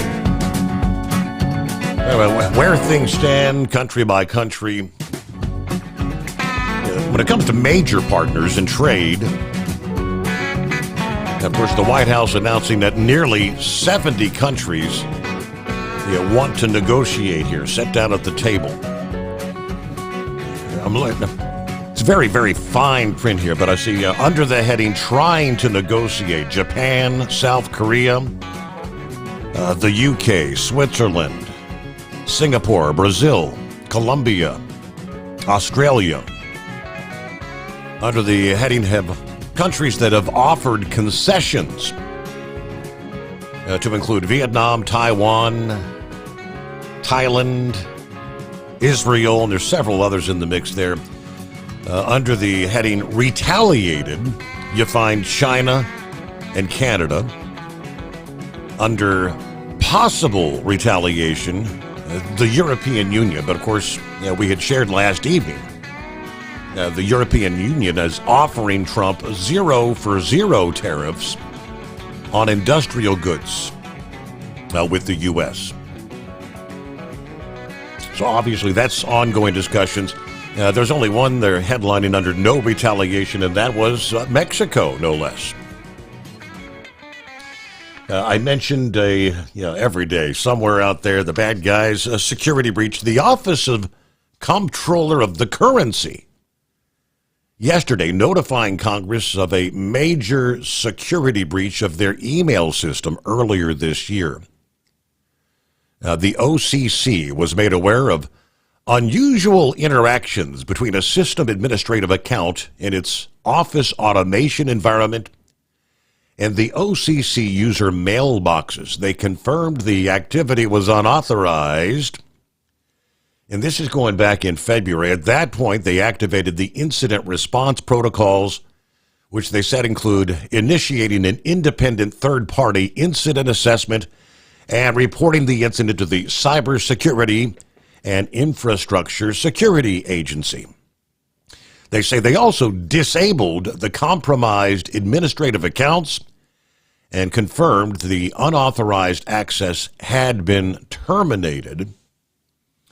The confidentiality and integrity of the OCC's information security systems are paramount to fulfilling its mission, according to the acting comptroller of the currency. Now, he said, I've taken immediate steps to determine the full extent of the breach and remedy the long-held organizational and structural deficiencies that contributed to this incident. There will be full accountability for the vulnerabilities identified and any missed internal findings that may have led to this unauthorized access. Now, they said once the breach was confirmed, they said they immediately began analyzing the compromised email messages to determine their contents, using internal data that scientists and independent third parties to do this. Now, while the review is ongoing based on the content of the emails and attachments reviewed thus far, we are in consultation with the Department of the Treasury, determined the incident met the conditions necessary to be classified as a major incident. Unauthorized access to OCC executive and employee emails included, they say, highly sensitive information related to the financial condition of federally regulated financial institutions that are used in bureau examinations and supervisory oversight processes. Third-party cybersecurity experts are performing a full review of the investigation and forensics efforts. I don't know what this could potentially lead to, but we have launched an assessment of its current cybersecurity policies in an effort to improve its ability to prevent, detect, and remediate potential security incidents moving forward. Public notice of the incident was provided on February 26. Now, the OCC, established by the National Currency Act of 1863, they charter, regulate, and supervise all the national banks and federal thrift institutions and the federally licensed branches and agencies of foreign banks in the United States. So this is apparently like an independent bureau that is housed within the Treasury Department. But so now we're talking, a deep dive into the financial institutions. What could they possibly garner there? So that may be obviously classified as a major incident. What might the implications be further down the line? All right, Senator Langford this past day, he said the tables have turned. Remember when the Biden administration rolled out the CBP-1, the app that could help illegals to make an appointment, enter the country, be released on in? That same app is now essentially being used as a tool to get them back out of the country. It's come full circle. We'll explain more coming up. 844-844-3388. USA Radio News, I'm Anthony Lucero. President Trump is inviting the president of El Salvador to the White House. That's according to Press Secretary Caroline Leavitt, who says President Nayib Bukele will visit D.C. next week. The two parties will tout cooperation between their countries as the U.S. deports alleged gang member migrants to an El Salvadoran prison. Leavitt says the Supermax prison is on the table for the deported migrants and added El Salvador's cooperation with the U.S. has become a model for others to work with the administration. I'm Lisa Taylor. Trump says he's the best president for Israel, even with the new U.S. tariffs. Speaking Monday with Israeli Prime Minister Benjamin Netanyahu, the president said Israel will always be a close ally. Many friends in Israel, they're not in an easy area. It doesn't go easy, but we are helping them, and likewise, they've been helping us. Netanyahu said he'll begin to tear down any trade barriers between the two nations. John Sommers, USA Radio News. From America's News Network, USA Radio News. In today's troubled world, our USA Armed Forces stand ready to protect you and our American way of life. When veterans return to civilian life, they deserve your recognition and support. You can help put vets to work by donating your car, truck, or van to Patriotic Hearts. Your donation will directly support programs to help vets find jobs or even start their own business. Donate today for fast, free pickup of your vehicle, running or not. Operators are standing by to answer questions about making a tax-deductible vehicle donation. Find out how you can make a difference in the life of a United States veteran. Call 800-209-4580 for 24-hour response. Call 800-209-4580. 800-209-4580. That's 800-209-4580. At Hotshot Secret, we share the science behind common diesel problems and their solutions. For example, Excessive black smoke. excessive black smoke has two causes: carbon buildup and internal diesel injector deposits, also known as IDIDs. Carbon buildup obstructs the fuel spray. IDIDs are varnish inside the injector that alters ideal injector timing. Both of these cause reduced engine efficiency, leaving unburnt fuel to generate black smoke. One treatment of Hotshot Secret Diesel Extreme will remove carbon buildup and improve efficiency. Diesel Extreme has the highest concentration of active ingredients allowed by law and will safely remove all types of injector deposits, including IDIDs, eliminating black smoke. The 6-in-1 Diesel Extreme formula also includes a cetane improver, lubricity enhancer, water demulsifier, rust and corrosion inhibitors, and a fuel stabilizer. Hot Shot Secret Diesel Extreme is available nationwide at truck stops, fine farm and auto stores, and online at hotshotsecret.com. Hot Shot Secret, powered by science. Doc's Diesel is your one-stop online shop for diesel filter maintenance. Genuine quality, third-party tested filters for Cummins, Power Stroke, Duramax, and EcoDiesel trucks. Doc's cuts out the middleman and those pesky markups you often find from OMEs, dealerships, and parts stores. We make ordering easy with filter kits, subscriptions, and even dealer sign-ups if you have a fleet. Purchase your filters at www.docsdiesel.com and receive 10% off when you use code SUMMERS10. Doc's Diesel, your one-stop shop for diesel maintenance. At Hot Shot Secret, we share the science behind common diesel problems. For example, Turbocharger spool time. turbochargers force compressed air into the combustion chamber where temperatures can reach 400 degrees. The oil surrounding the bearings will burn, leaving behind a sticky residue called stiction. Hot Shot Secret Stiction Eliminator cleans the turbo bearings, building maximum boost sooner. Available at truck stops, Tractor Supply, O'Reilly's Auto Parts, and online at hotshotsecret.com. Hot Shot Secret, powered by science. For anything diesel, take it to Shy Diesel. They provide a wide variety of services and diagnostics to determine what the problem is with the latest technology. From simple oil changes and preventative maintenance to fuel system diagnostics and repairs, engine rebuilds and cylinder head repairs, and rebuilds with our in-house machine shop. They also have on-site DPF cleaning for exhaust issues and DOT inspections. If your diesel is asking for some attention, Shy Diesel has the specialist you need for anything diesel. Located in Terre Haute and Lafayette, Indiana, and Effingham, Illinois, Shy Diesel has you covered. Do you have a Dodge pickup and hate your automatic transmission? Of course you do. Levon Miller at Firepunk Diesel here, and we specialize in heavy-duty and performance transmissions for your 3-quarter or 1-ton Cummins-powered truck. So if you're interested in turning your stock slush box into a towing monster, call us today at 614-733-3744 or visit us online at shop.firepunk.com. We know you'd like to be cuddled up real tight with a sweet little thing all night. But instead, you've got Steve Summers. It's the Overnight Drive.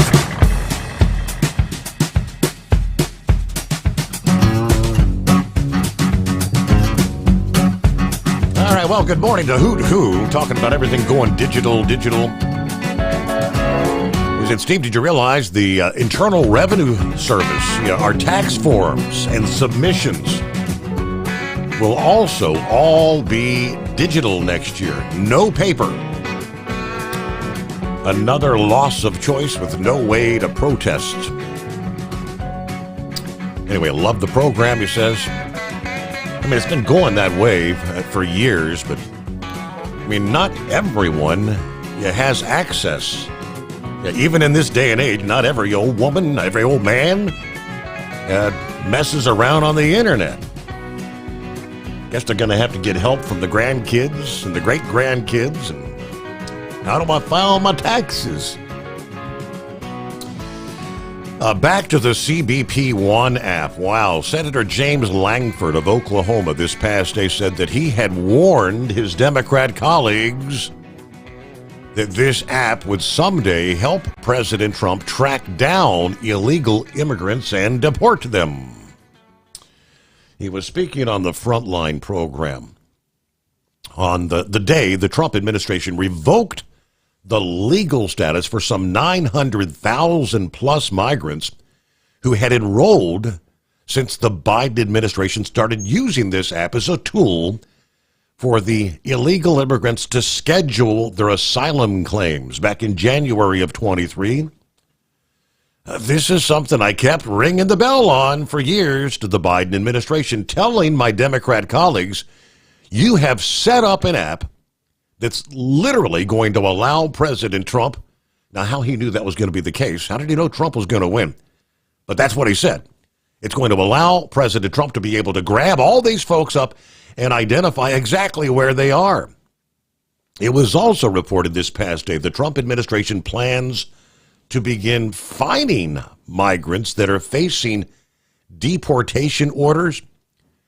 $998 per day if they fail to leave the U.S., a.k.a. self-deport. And that includes those who were paroled by the Biden administration. Langford said that the parole was not legal. What President Trump is doing is legal. And the left is going crazy that President Trump's going to follow the law that President Biden did not. Many of these folks have lived in the shadows, many for years and years. And there's no way to be able to track that. The Biden administration would never release how many they actually paroled into the country, which, by the way, parole is not a legal status. It's just we're not going to arrest you status. Langford also addressed the outrage from the left about something that is the word illegal in it. Republicans want to be able to follow the laws of the land, not ignore the laws of the land. That doesn't seem crazy, does it? Yeah, we're not opposed to legal immigration. I just don't like anything that begins with the word illegal. Just generally across the board. If it's illegal, let's just say that's a bad idea. The term is self-explanatory. Okay? All right, let me see. Junior wanting to check in here. What's going on, Junior? Hey, Steve, what's going on? Oh, Trump just got me all confused now. I go say, Indiana, we've been turning the doctor's been turning that straight into Indiana ever since they made this a certify certain people to do your DOT? Certified. Did you say that was 2015? Certified medical examiners. Yeah, they started way back then. Yep. Yeah, they've been turning ours in. Once we get it done, they fax it straight to Indiana, and we get a little number, the 800 number, and they got a code on there. You call that 800 number in 24 hours, you put that code in there, and it'll tell you they received it. Mm-hmm. But we've been doing that ever since then. That's something I can understand what's going on. But then he's trying to say that he didn't have to tell the doctor if he's taking blood pressure medicine or nothing. Did I take that right? No, he said when you have your medical certification, all that information is that information going to be on that form that they automatically download that could be breached or hacked to where somebody else. It's all going to be on there. Well, that's what he's saying. So he doesn't like the idea of that being transmitted digitally. Well, I mean, they've been doing it forever over here in Indiana. I mean, they're the one that suspends your license if you ain't got a physical. Mm-hmm. It got me confused. I don't understand what you're talking about. I guess I don't know. I don't make no. I mean, it's like sleep active. We go to a chiropractor does our physicals. We don't go to these big clinics. You go to these big clinics, first thing they do, they see you, and you don't say you got sleep apnea, they won't pass you. They want a piece of paper saying you've been tested, mm-hmm. and it's good for 5 years. That's what it was the first time I had it. They wasn't going to pass me. And I had to go do it again because I had a year left. So I mean, that's why. What he's talking about is the HIPAA laws. You know, anything when you have a doctor visit, when you talk to your doctor, that is all confidential information between you and the doctor or the hospital. Anybody. In other words, I can't call and say, "Hey, I need a copy of Junior's records from his doctor last week. He had a visit. That's all protected information." He's alluding to when they download all your doctor's visit information to these various state licensing agencies, is all that information going to be in there and available to them? Because if it is, there's no doubt at some point in time it's going to be hacked or breached or compromised, you know? Yeah. Well, the way I took it, you don't have to carry your log form with you no more because it's all on your license.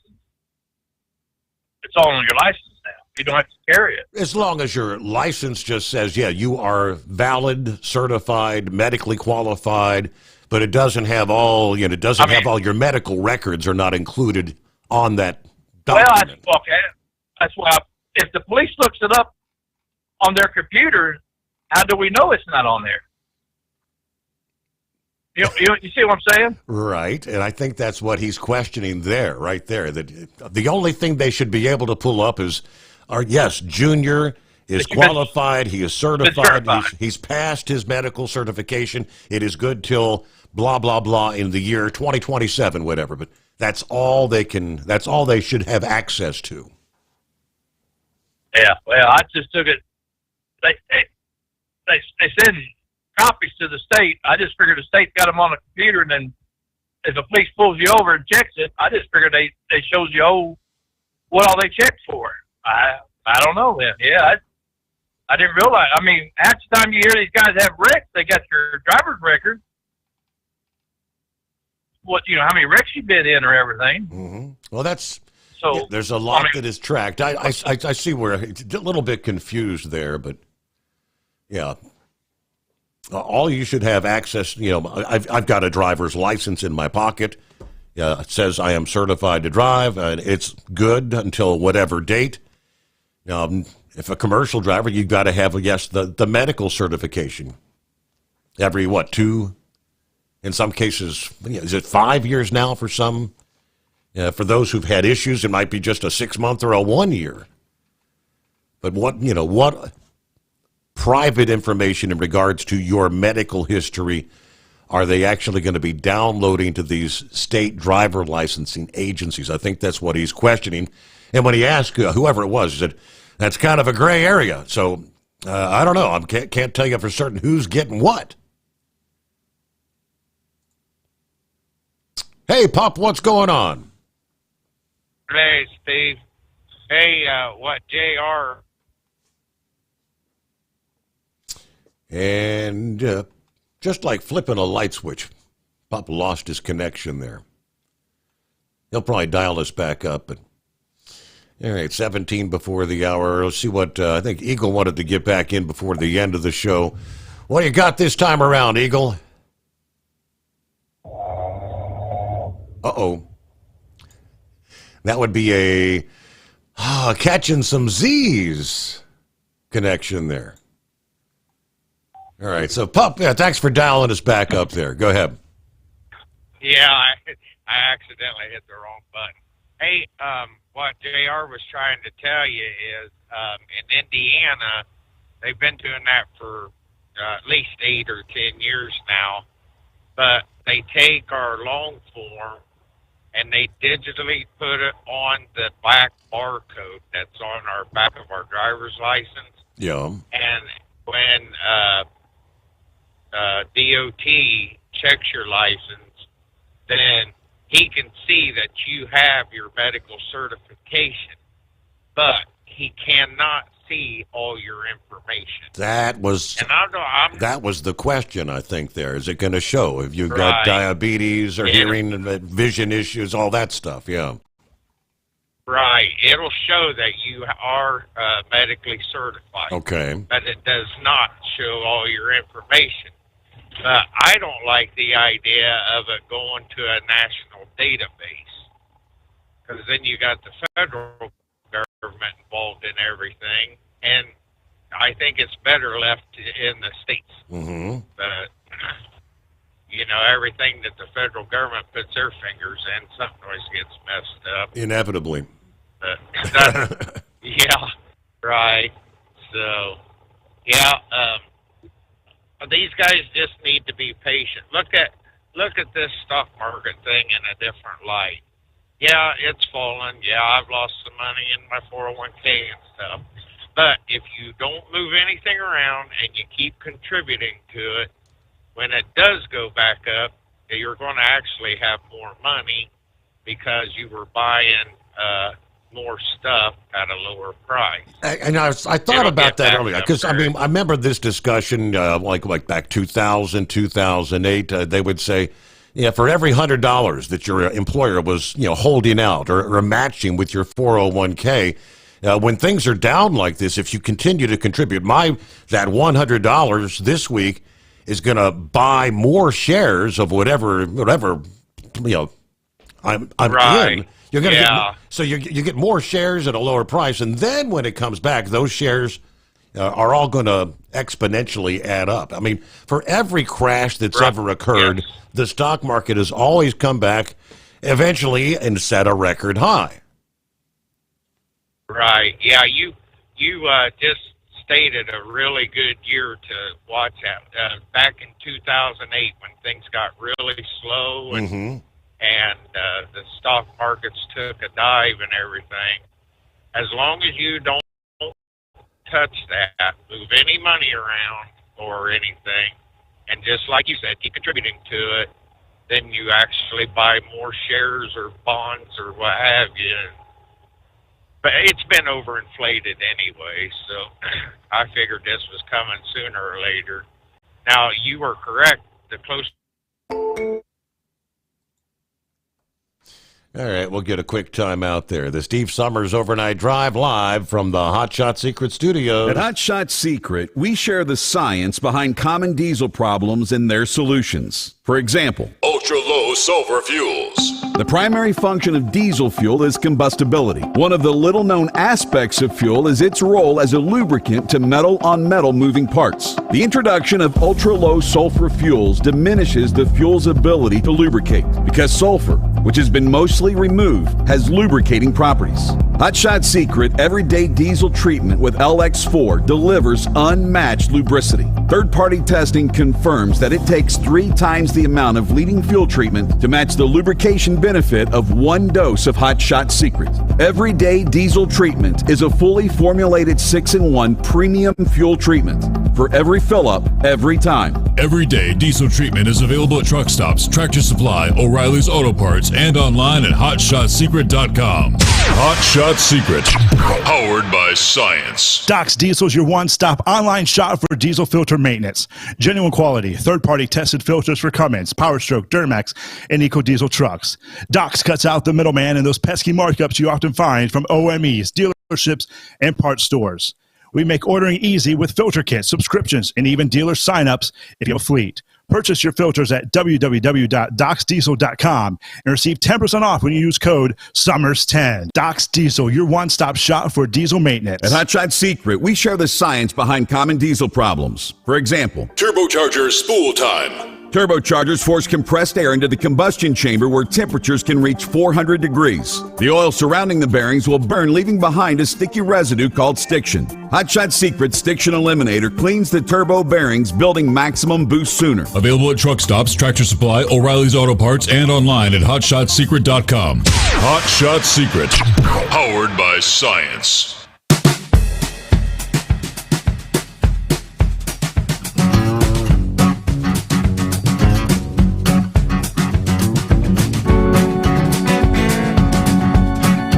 So we have indeed seen egg prices coming down a bit in recent weeks, right?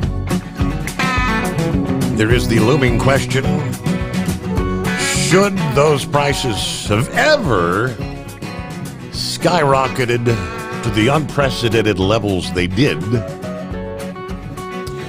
Yeah, there is an ongoing investigation. Shares of what is known as Cal-Maine Foods, the largest U.S. egg producer, falling in after-hours trading this past day after the company acknowledged they are being investigated by the Antitrust Division of the Department of Justice. Ridgeland, Mississippi-based Cal-Maine said they received notice of the investigation into egg price increases last month. Now, they say they are cooperating with the investigation. Meanwhile, the company shares fell more than 4% in after-hours trading.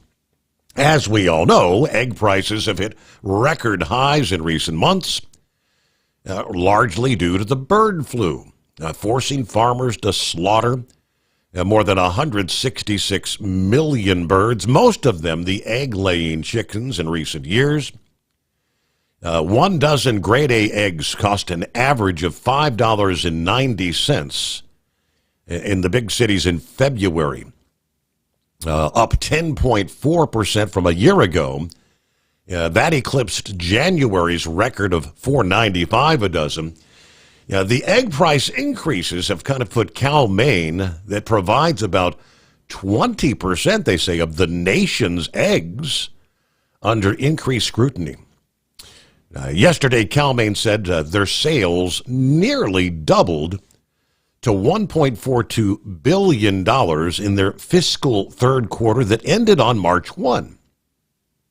They said that was primarily due to higher egg prices, which averaged $4.06 per dozen during the quarter, up from $2.25 per dozen a year ago. Cal-Maine's sales actually fell short of Wall Street's forecast of $1.43 billion. But Cal-Maine said they sold a record 331.4 million dozen eggs in the third quarter alone. We consume a lot of eggs in this country, don't we? Which was a 10% increase from the same time a year ago. Now, Cal-Maine said they made progress on mitigating the effects of bird flu, including increasing the number of layer hens and chicks hatched and recovering from the flu-related closure of facilities in Texas and Kansas. They said feed costs were also down during that third quarter. But their third quarter net income more than tripled to $508.5 million compared to the same period a year ago. The profit of $10.38 per share actually also fell short of analysts' forecast, who had forecast $10.72 per share profits. Like I said, I think I consume a lot of eggs in this country. I had no idea. It's a lot of egg muffins, right? Morning, Horse Feathers. Yeah, thanks for taking me back one more time, Your Honor. So, I know they have to replace chickens that they culled, so they have to have some revenue left over for that. But if they sold more eggs and made more money and their feed prices were down, wouldn't it kind of, I guess that's maybe the reason for the investigation, because it sounds to me like they made a lot of money, but, you know, and as I say, I understand they got to replace birds and everything, so some of that money that they made isn't just in their pocket. I mean, it's going to go to, you know, repopulate the bird population, but I don't know. It sounds like there's a couple of things working there that sound like they should be. I don't know. Sounds kind of fishy to me, Your Honor. But I guess we'll find out. Maybe it's because of the monopoly of supply. It came through with the telephone people there and broke up all the monopolies, and way back in the late 1900s there, they broke up all the oil companies because of the monopoly and that. Maybe we got too much monopoly going on with the chicken and egg people here. I don't know, because there's only, as you say, a couple, three major companies at this point that are actually running pretty much all of it. You know, especially when you get to the meat side of the chickens. Right. But anyways, and that one company, 20% of the nation's eggs. That's big. Yeah, that's a lot. I mean, and the thing is that I'm still trying to figure out now. I know we didn't buy as many eggs here in the past. I don't know, since probably November. Maybe since we got off the cruise there, because you know that was about the time. You know, the whole bird flu was into November, everything was kind of starting to ramp up with it. So I know that we didn't buy as many eggs because of the price. Now, it's kind of surprising to me that they sold a record number of eggs too. So when eggs are $1 a piece, people buy more than when they're 25 cents a piece. I don't know. Just trying to figure out. Maybe it's a good thing the prices are coming. Kind of defies logic, doesn't it? Yeah, just a little bit. So I guess it's a good thing maybe the prices are coming down for Easter here, because people are going to have to get their eggs to hard boil and color and everything. But anyways, so the crazy state of Maryland here, which, as I told you, I got my CDL renewed here not too long ago for 8 years, but the hazmat renewal part only is good for 5 years, so I don't know if they get a new license or how they update that on it when I have to go back and retake the hazmat in 5 years. But as far as the medical card goes, because after having my heart attack and stent and everything, I have to go back for a 1-year medical card.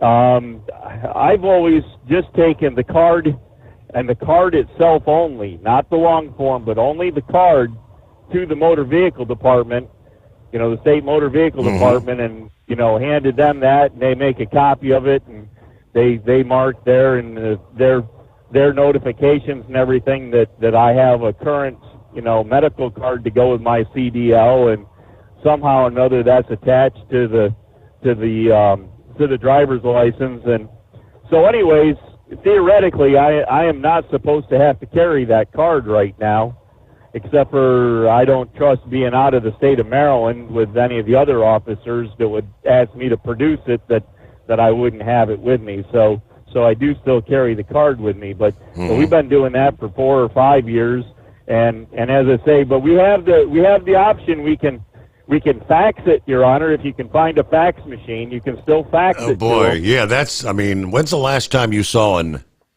operating fax machine? For me, it's been a long time. At Hot Shot Secret, we share the science behind common diesel problems and their solutions. For example, diesel fuel cetane levels. in many states, the cetane rating in diesel fuel is 42 to 45. Most diesel engines operate more efficiently with a cetane rating of 48 to 50. One treatment of Hot Shot Secret Diesel Extreme will raise your cetane 7 points, increase fuel economy, and improve cold starts. Due to a cleaner burn, there are less hydrocarbons and particulate matter in your exhaust. This reduces the blockage of your diesel particulate filter. Using Diesel Extreme generates 83% less DPF regeneration. The 6-in-1 Diesel Extreme formula also includes the most concentrated detergent on the market, lubricity enhancer, water demulsifier, rust and corrosion inhibitors, and a fuel stabilizer. Hot Shot Secret Diesel Extreme is available nationwide at truck stops, Fine Farm and auto stores, and online at hotshotsecret.com. Hot Shot Secret, powered by science. Do you have a Dodge pickup and hate your automatic transmission? Of course you do. Levon Miller at Firepunk Diesel here, and we specialize in heavy-duty and performance transmissions for your 3-quarter or 1-ton Cummins-powered truck. So if you're interested in turning your stock slush box into a towing monster, call us today at 614-733-3744 or visit us online at shop.firepunk.com. For anything diesel, take it to Scheid Diesel. They provide a wide variety of services and diagnostics to determine what the problem is with the latest technology. From simple oil changes and preventative maintenance to fuel system diagnostics and repairs, engine rebuilds and cylinder head repairs, and rebuilds with our in-house machine shop. They also have on-site DPF cleaning for exhaust issues and DOT inspections. If your diesel is asking for some attention, Scheid Diesel has the specialist you need for anything diesel. Located in Terre Haute and Lafayette, Indiana, and Effingham, Illinois, Scheid Diesel has you covered. At Hot Shot Secret,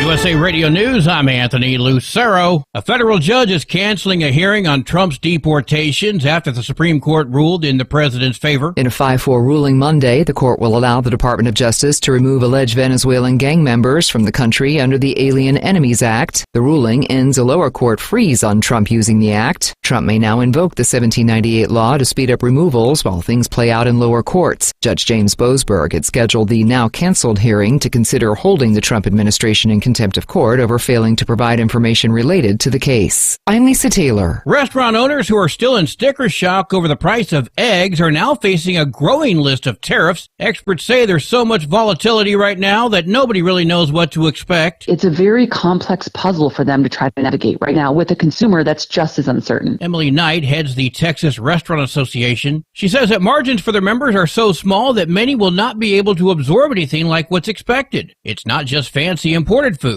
They're raising prices in soybean and canola oils coming in from Canada and China, as well as Mexican produce.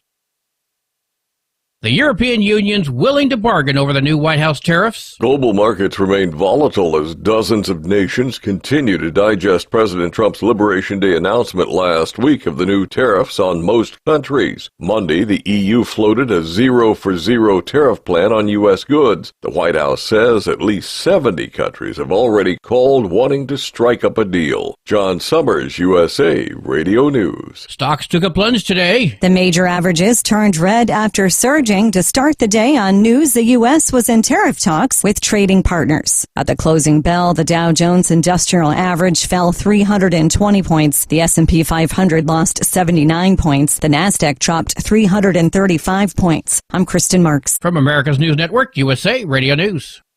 With all the recent violent protests, looting, and destruction, some areas are considering either defunding or abolishing the police. At a time when America's neighborhoods need the protection of police the most, some elected officials would rather create more chaos by playing politics. If you're sick of elected officials caving in to demands of the radical left, you're not alone. It's time we stand up and declare our support for local police. The majority of police officers are important partners in protecting our God-given rights. If you prefer freedom over chaos, then learn how you can help protect the local police that serve your community. Call today and request your free Support Your Local Police info packet. Dial 800-JBS-USA-1. That's 800-JBS-USA-1. Request your free Support Your Local Police info packet by calling 800-JBS-USA-1 today.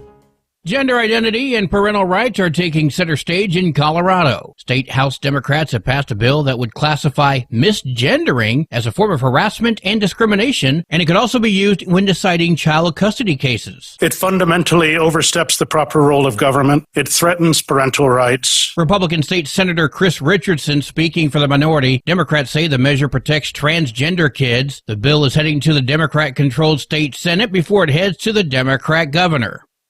Using AI daily is now mandatory for all Shopify employees. In a memo sent last month, Shopify CEO Tobias Lutka says to make sure AI cannot complete a job function before asking for any more resources. He views this resource as a teammate that can research, program, tutor, and do many other functions. Reflexive AI usage is now considered a basic expectation and will become part of employee performance and peer review questionnaires. I'm Matt Mattinson. San Diego State Senator Brian Jones is introducing a bill to try and reform parole rules for some sex offenders in California. Joined by San Diego County District Attorney Sommers, Senator Jones, the minority leader in Sacramento, is introducing SB 286, Mary Bella's Law, named after two rape and child abuse survivors. If passed, it would reform a law from 2020 that allowed violent sex offenders to be eligible for parole after 20 years once they reach age 50. Senator Jones said the bill would not allow any violent sex offender to be eligible for elderly parole. I'm Jack Cronin. And I'm Anthony Lucero, USA Radio News.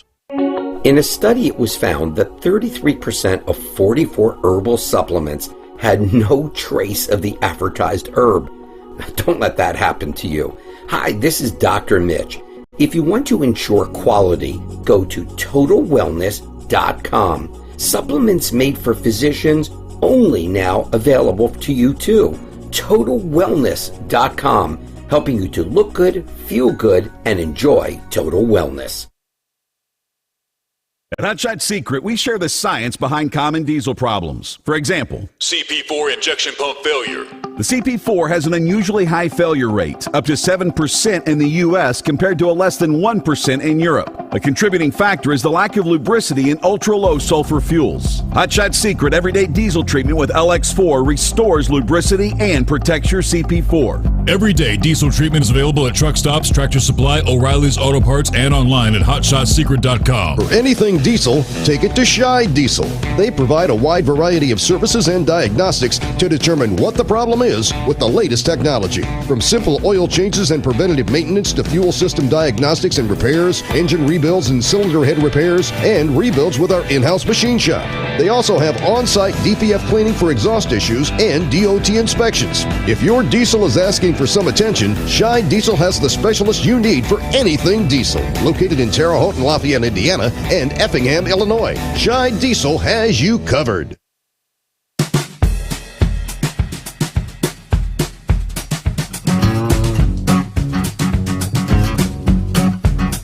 All right, rolling into a brand new day.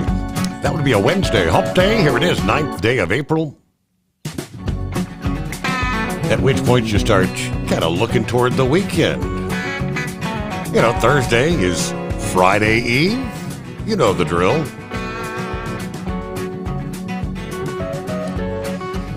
Meanwhile, plenty of room for you at 844-844-3388. All right, let me get back and finish up with horse feathers here. Yeah, so as I was saying there, for us to submit our medical card here in Maryland, and it's only the card at this point for us to do, is, as I say, you can either walk it in, and up until a couple of years ago there, they actually gave you a receipt for when you turned it in. Now they have to email you the receipt. I guess the agent isn't qualified to write down on a piece of paper saying that they received it. They have to email it to you. And anyways, as I say, if you can find a fax machine, and one that, if you do find one that works, right, you can actually fax it to the state of Maryland, and then you can also use the old trusty email if you trust the email system. But I've always preferred to walk it right in the door and physically hand it to a person and pretty much get their name, so that even though they don't give me a receipt, I write down the date, time, and agent that I gave it to and what booth number I was at, and do that just so I have it for my own records. And that way, if for some reason they say they didn't get it, I can come back and say, this is the information that I have, so you might want to double check it. Yeah. But other than that, the only other thing I got is I don't know how it affects, I'm sure you got a bunch of your drivers are out there. I actually do my physical in the state of Pennsylvania for the doctor that the guy I work for uses, and they actually give me the best price because I actually pay for it myself. And but I have done it at a Minute Clinic and like an urgent care or something like that. And as far as that goes, I mean, those people don't know me from, the average Joe out on the street, and the only information they have of my medical history is whatever I write down on the paper, like Grump said. So okay. So I mean, I probably could have gone back to a 2-year medical card if I didn't actually fess up to having the heart attack and having a copy of the stress test with me that is required that for me to be able to get my medical card. But I don't know how hard it would be, and I don't know how long it would take the government to match up, one card from, a year to year that, if a red flag would be thrown or how that all would work. But as far as getting the card itself, I'm sure I could have had a 2-year card without any problem afterwards, just because, they pretty much, it seems like the honor system to say what you had done. And I'm sure at some point, somebody's going to have to audit it out and would find out that you did it wrong, and I don't know what would happen to you after that. But anyways, that's all neither here nor there, and we just let it ride the way it's supposed to be and just go back every year. So, anyways, well, I guess if Eagle wakes up before his cabs and sleepers filled with sawdust there, maybe he'll get back to you there. Otherwise, maybe he'll suffocate in all that sawdust. But anyways, all right, Your Honor, we'll let you go with that. All right, have a good morning. Safe travels. Guess he's working a full shift here on a hump day. I had our Canadian friend inquiring earlier, the latest on how are negotiations going between the U.S. and Canada. Many Canadians, they say, are boycotting purchasing American products. Retailers, many removing like American liquors and whatnot from their store shelves, stopping selling American products. So these are boycotts. Do they work? Most of the time it depends on how long they continue. The Bud Light boycott from, what was that, a year and a half ago, went on for an extended period of time. I think that they've finally begun to recoup from that. But a professor of economics at Dartmouth College who specializes in the history of U.S. trade policy says he believes the economic impact of the boycott may be limited. It's hard to judge how economically significant consumer boycotts will be in terms of reducing trade with the U.S. In the past, boycotts haven't lasted long, haven't achieved much. It starts as a hostile reaction to some U.S. action. It tends to fade with time. That's, in most cases, the way it works.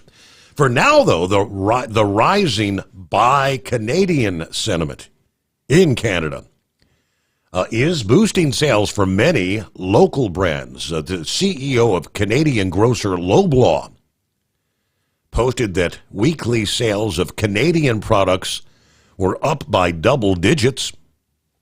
Bianca Parsons from Alberta in Canada is behind an initiative to promote locally made goods called Made in Alberta, which she says has had a surge in interest since the tariffs were introduced. She said we're getting over 20,000 hits on the site every 2 weeks right now.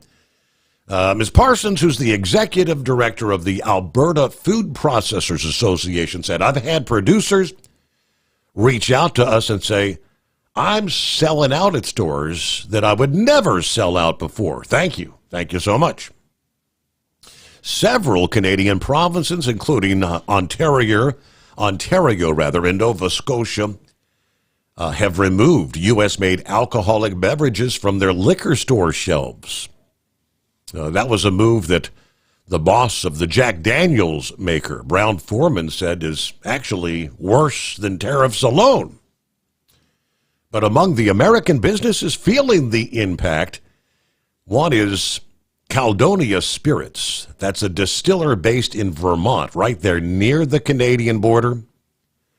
Caledonia's president and head distiller says his business had an order on track for shipment to Quebec that was canceled directly after the tariffs announced. He said, my sense is everyone's just being a little too aggressive, and unfortunately, I think America started that. I do understand that the action America took needed a counter-reaction, but if it were up to me, I'd be at the table trying to resolve this in a friendly way, and I'm hopeful that the leaders will ultimately take that approach. All right, 13 past the hour. Other industry headlines. UPS has changed the name of its most economical domestic shipping service from what was known as SurePost to now Ground Saver, after ending its partnership with the U.S. Postal Service at the end of last year.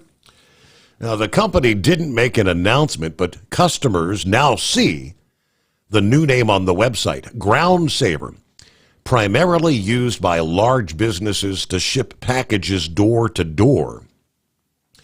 With SurePost, UPS inducted massive parcel volumes deep into the postal network for that last-mile delivery to residents. The Atlanta-based parcel giant decided to fully insource the product when the Postal Service raised its prices. They said the cost difference with their own ground network narrowed. Management realized, well, we could provide better service on our own. Ground Saver, the new name, promises delivery times equal to regular ground plus 1 or 2 days with greater reliability and visibility than SurePost did. It is ideal for less urgent packages under 10 pounds available in the lower 48 states. SurePost actually also delivered to Alaska, Hawaii, Puerto Rico, and other territories. Ground Saver features include photo proof of delivery, package tracking, and the ability to upgrade to faster UPS Ground via the My Choice app. They did make a change when it comes to the liability terms in the event of a lost or damaged package.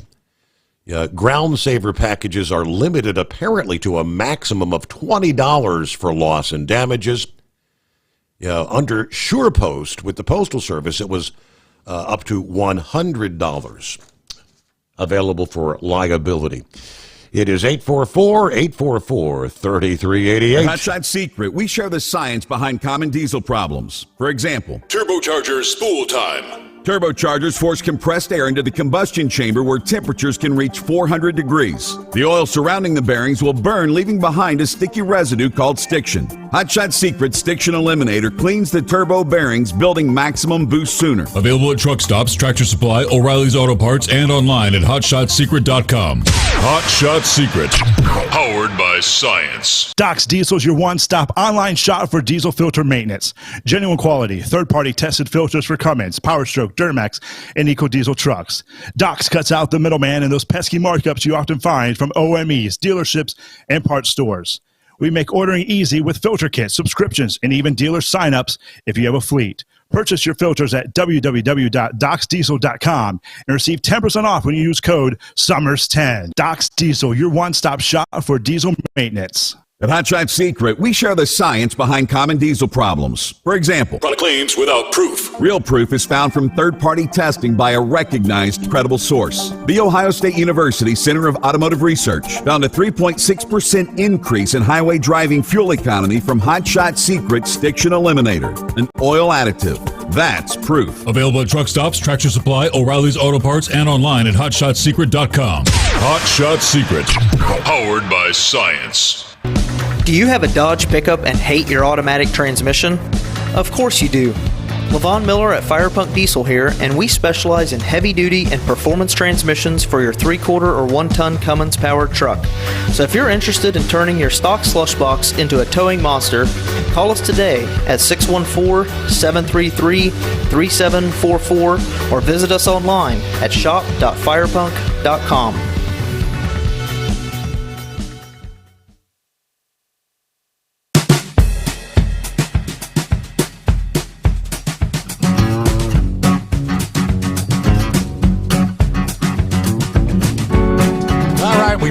We've been saying, who's going to blink first? Back and forth, U.S., China, U.S., China. Chinese imports tariffs doubled to 104% at the midnight hour this Wednesday morning.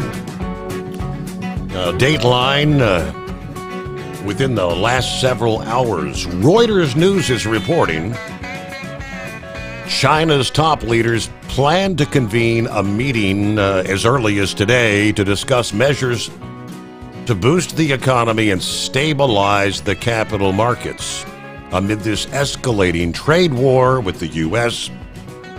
That as U.S. duties on Chinese imports nearly doubled to 104% this morning.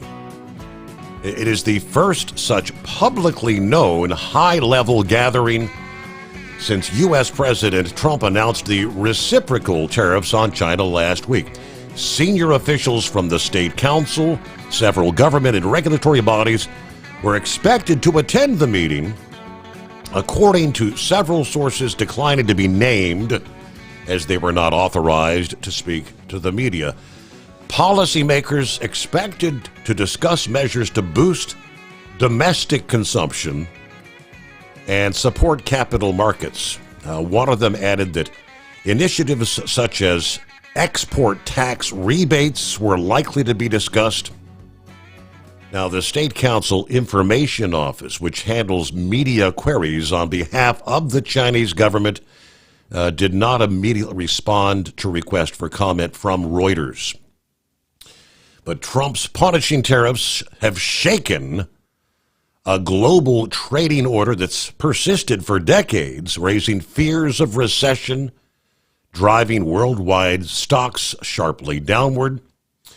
Now, while Beijing announced counter tariffs on the U.S. last week and vowed to fight what they view as blackmail, analysts say it is feeling cornered by Trump's tariff assault on China and any country that buys or assembles Chinese goods. Top officials from government bodies, including the Central Bank, People's Bank of China, and the Ministry of Finance, likely to attend this meeting. Officials from the Ministry of Commerce, as well as banking regulator, National Financial Regulatory Administration, and the securities regulator, China Securities Commission, all expected to be present here. Some of the measures to stimulate the world's second largest economy could be implemented in the coming week, according to one of these sources. Chinese state media is expected to report part of the meeting's agenda as authorities aim to stabilize the economy and markets and hoping to restore some confidence. The escalating trade war coming as the Chinese economy has been weighed down by a protracted property crisis, high local government debt levels, souring both business and consumer confidence. China's policies this year fully account for various uncertainties. Beijing, it says, is fully capable of hedging against adverse external influences. Chinese stocks found a bit of footing Wednesday as state pledges to support the local market and surging interest in domestic tech firms kind of softened the blow to sentiment from the latest tariff moves. Again, that's Reuters News this early Wednesday morning. Robinson, I believe. Good morning. No, it's Rising Sun. Rising Sun. Well, good morning.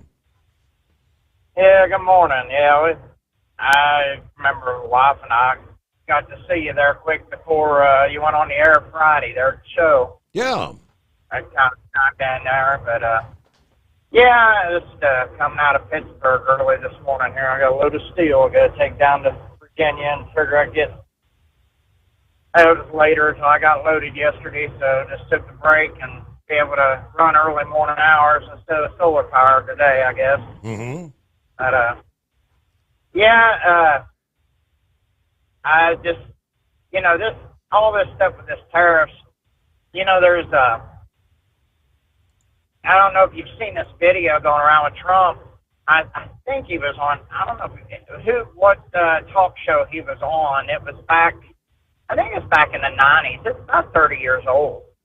And he was talking all about the tariffs and everything clear back then about how how we've been getting jacked, and getting the short end of the stick, for years. Mm-hmm. I mean, this has been a long time coming, and he was right on point back then. And it just comes down to really the basic necessities of what a president needs to be is first and foremost, he needs to be a good businessman. And, I mean,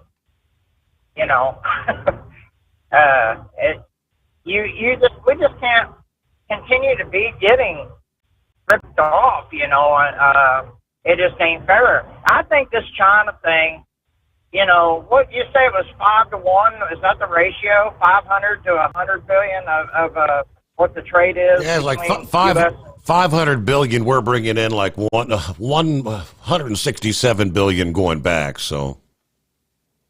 Yeah, so basically 5 to 1.5, basically. Correct. Is the ratio. Yep. So they have a lot more to lose than we do. I mean,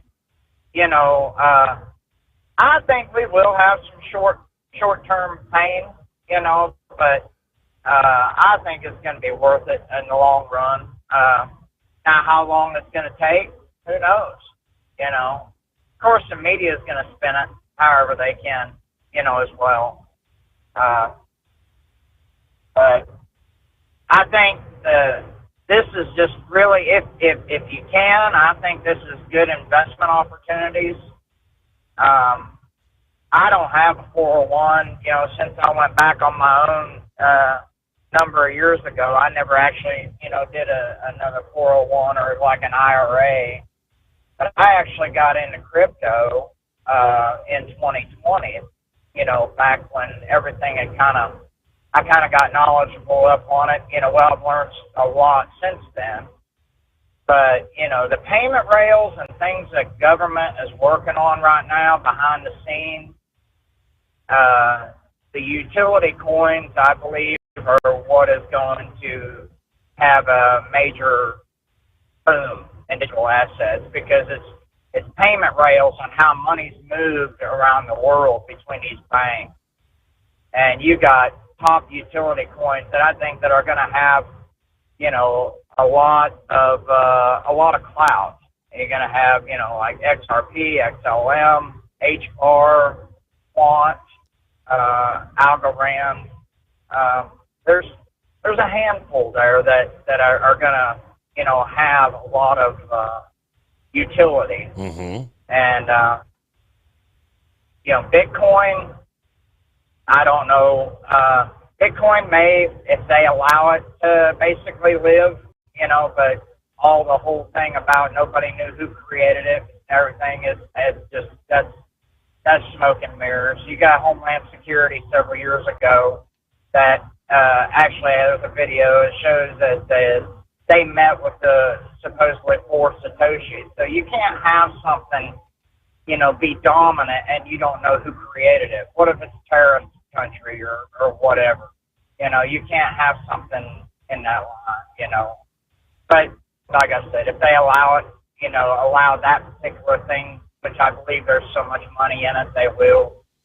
But anyway, I got off subject on that. I just, so you had pretty good turn, people coming to the booth at the show, didn't you? Yes, indeed. I thought it was a great 3 days. Mother Nature helped out with the beautiful weather. Oh, it was nice. We didn't show up till Friday morning. We came in Louisville Thursday evening, and we were there, you know, Friday and Saturday. And as we ended up didn't go outside to see the fight and polish till Saturday, but because we were so wore out from walking all day Friday, we ended up didn't even go to the concert Friday evening. We was just wore out. I guess it's old age catching up. Yeah. But we enjoyed it. I was able to get me some gasoline extreme while I was there at the booth, and figured I'd treat the pickup, you know, on the way back to the house, clean the injectors a little bit. I forgot to order some when on my last order I'd already gotten all my EDT and everything just a week right before. Just right before the show. You could have saved 30% there. I've got to pause.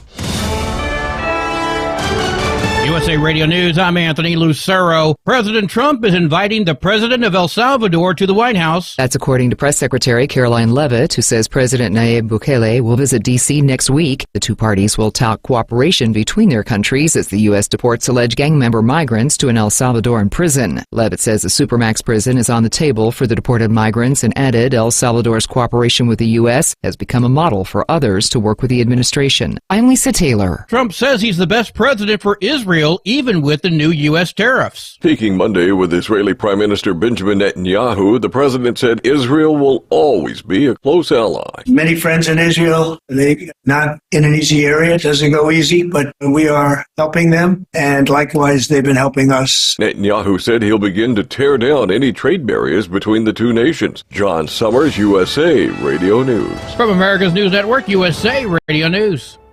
In today's troubled world, our USA Armed Forces stand ready to protect you and our American way of life. When veterans return to civilian life, they deserve your recognition and support.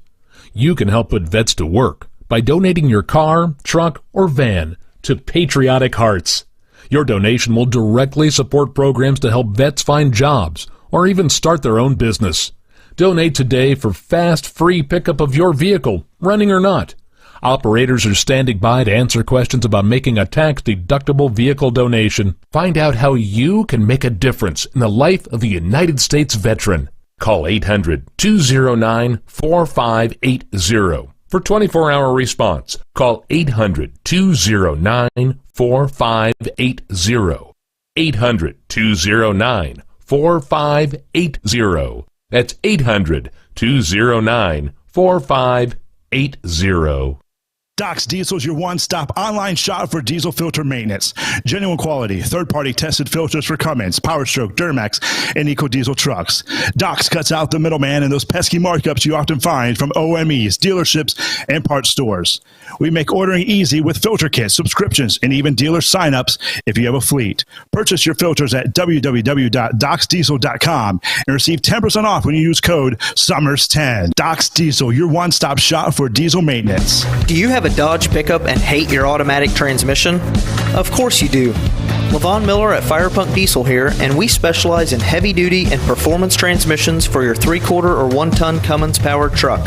So if you're interested in turning your stock slush box into a towing monster, call us today at 614-733-3744 or visit us online at shop.firepunk.com.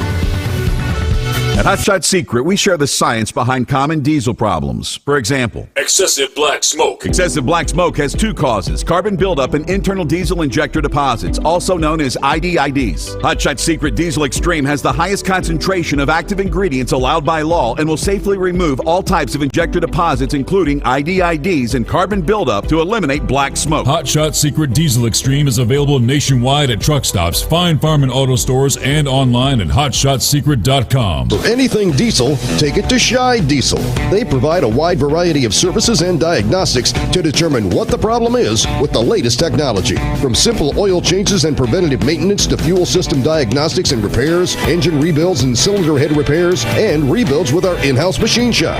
They also have on-site DPF cleaning for exhaust issues and DOT inspections. If your diesel is asking for some attention, Shy Diesel has the specialist you need for anything diesel. Located in Terre Haute and Lafayette, Indiana, and Effingham, Illinois, Shy Diesel has you covered. Increase fuel economy up to 7.9% with Hot Shot Secret Gasoline Extreme, the solution to maximize your engine's performance and fuel economy. Whether you're driving a sports car or a daily commuter, Gasoline Extreme is specially formulated with PEA to deep clean. Don't settle for an average driving experience. Upgrade to Hot Shot Secret Gasoline Extreme and go further on each tank. Order now on Amazon or hotshotsecret.com. Hot Shot Secret, powered by science. Hey truckers, this is Steve Darnell from the hit TV show Vegas Rat Rods. Check it out.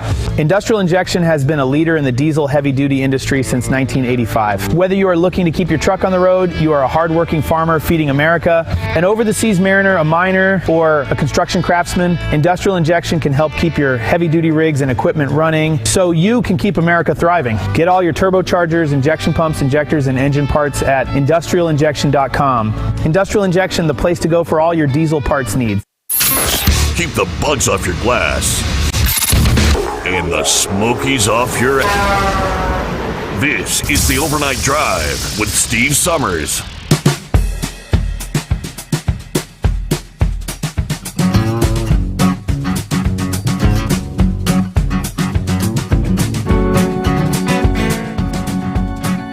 All right, where did we leave off there? Yeah, that's right. We were talking to Rising Sun. There you go. Welcome back. Yeah, that's right. I kind of done forgot what I was talking about, but it just wasn't much. I did get to thinking about something that, talking about, the medical cards. And recently had to update mine here just 2-3 months ago. And, I wear hearing aids, but I didn't, it was never really a requirement. I've just had nerve deafness. I've always been able to pass the test, the whisper test. I had to struggle a little bit, but I could pass it. This last time, I made the mistake of telling the examiner, I was like, well, I said, making a comment that I did wear them, but, I always took the test. They waived the test, wouldn't even give me the test then, and just because I'd mentioned it, then I actually documented on it that I had to wear them.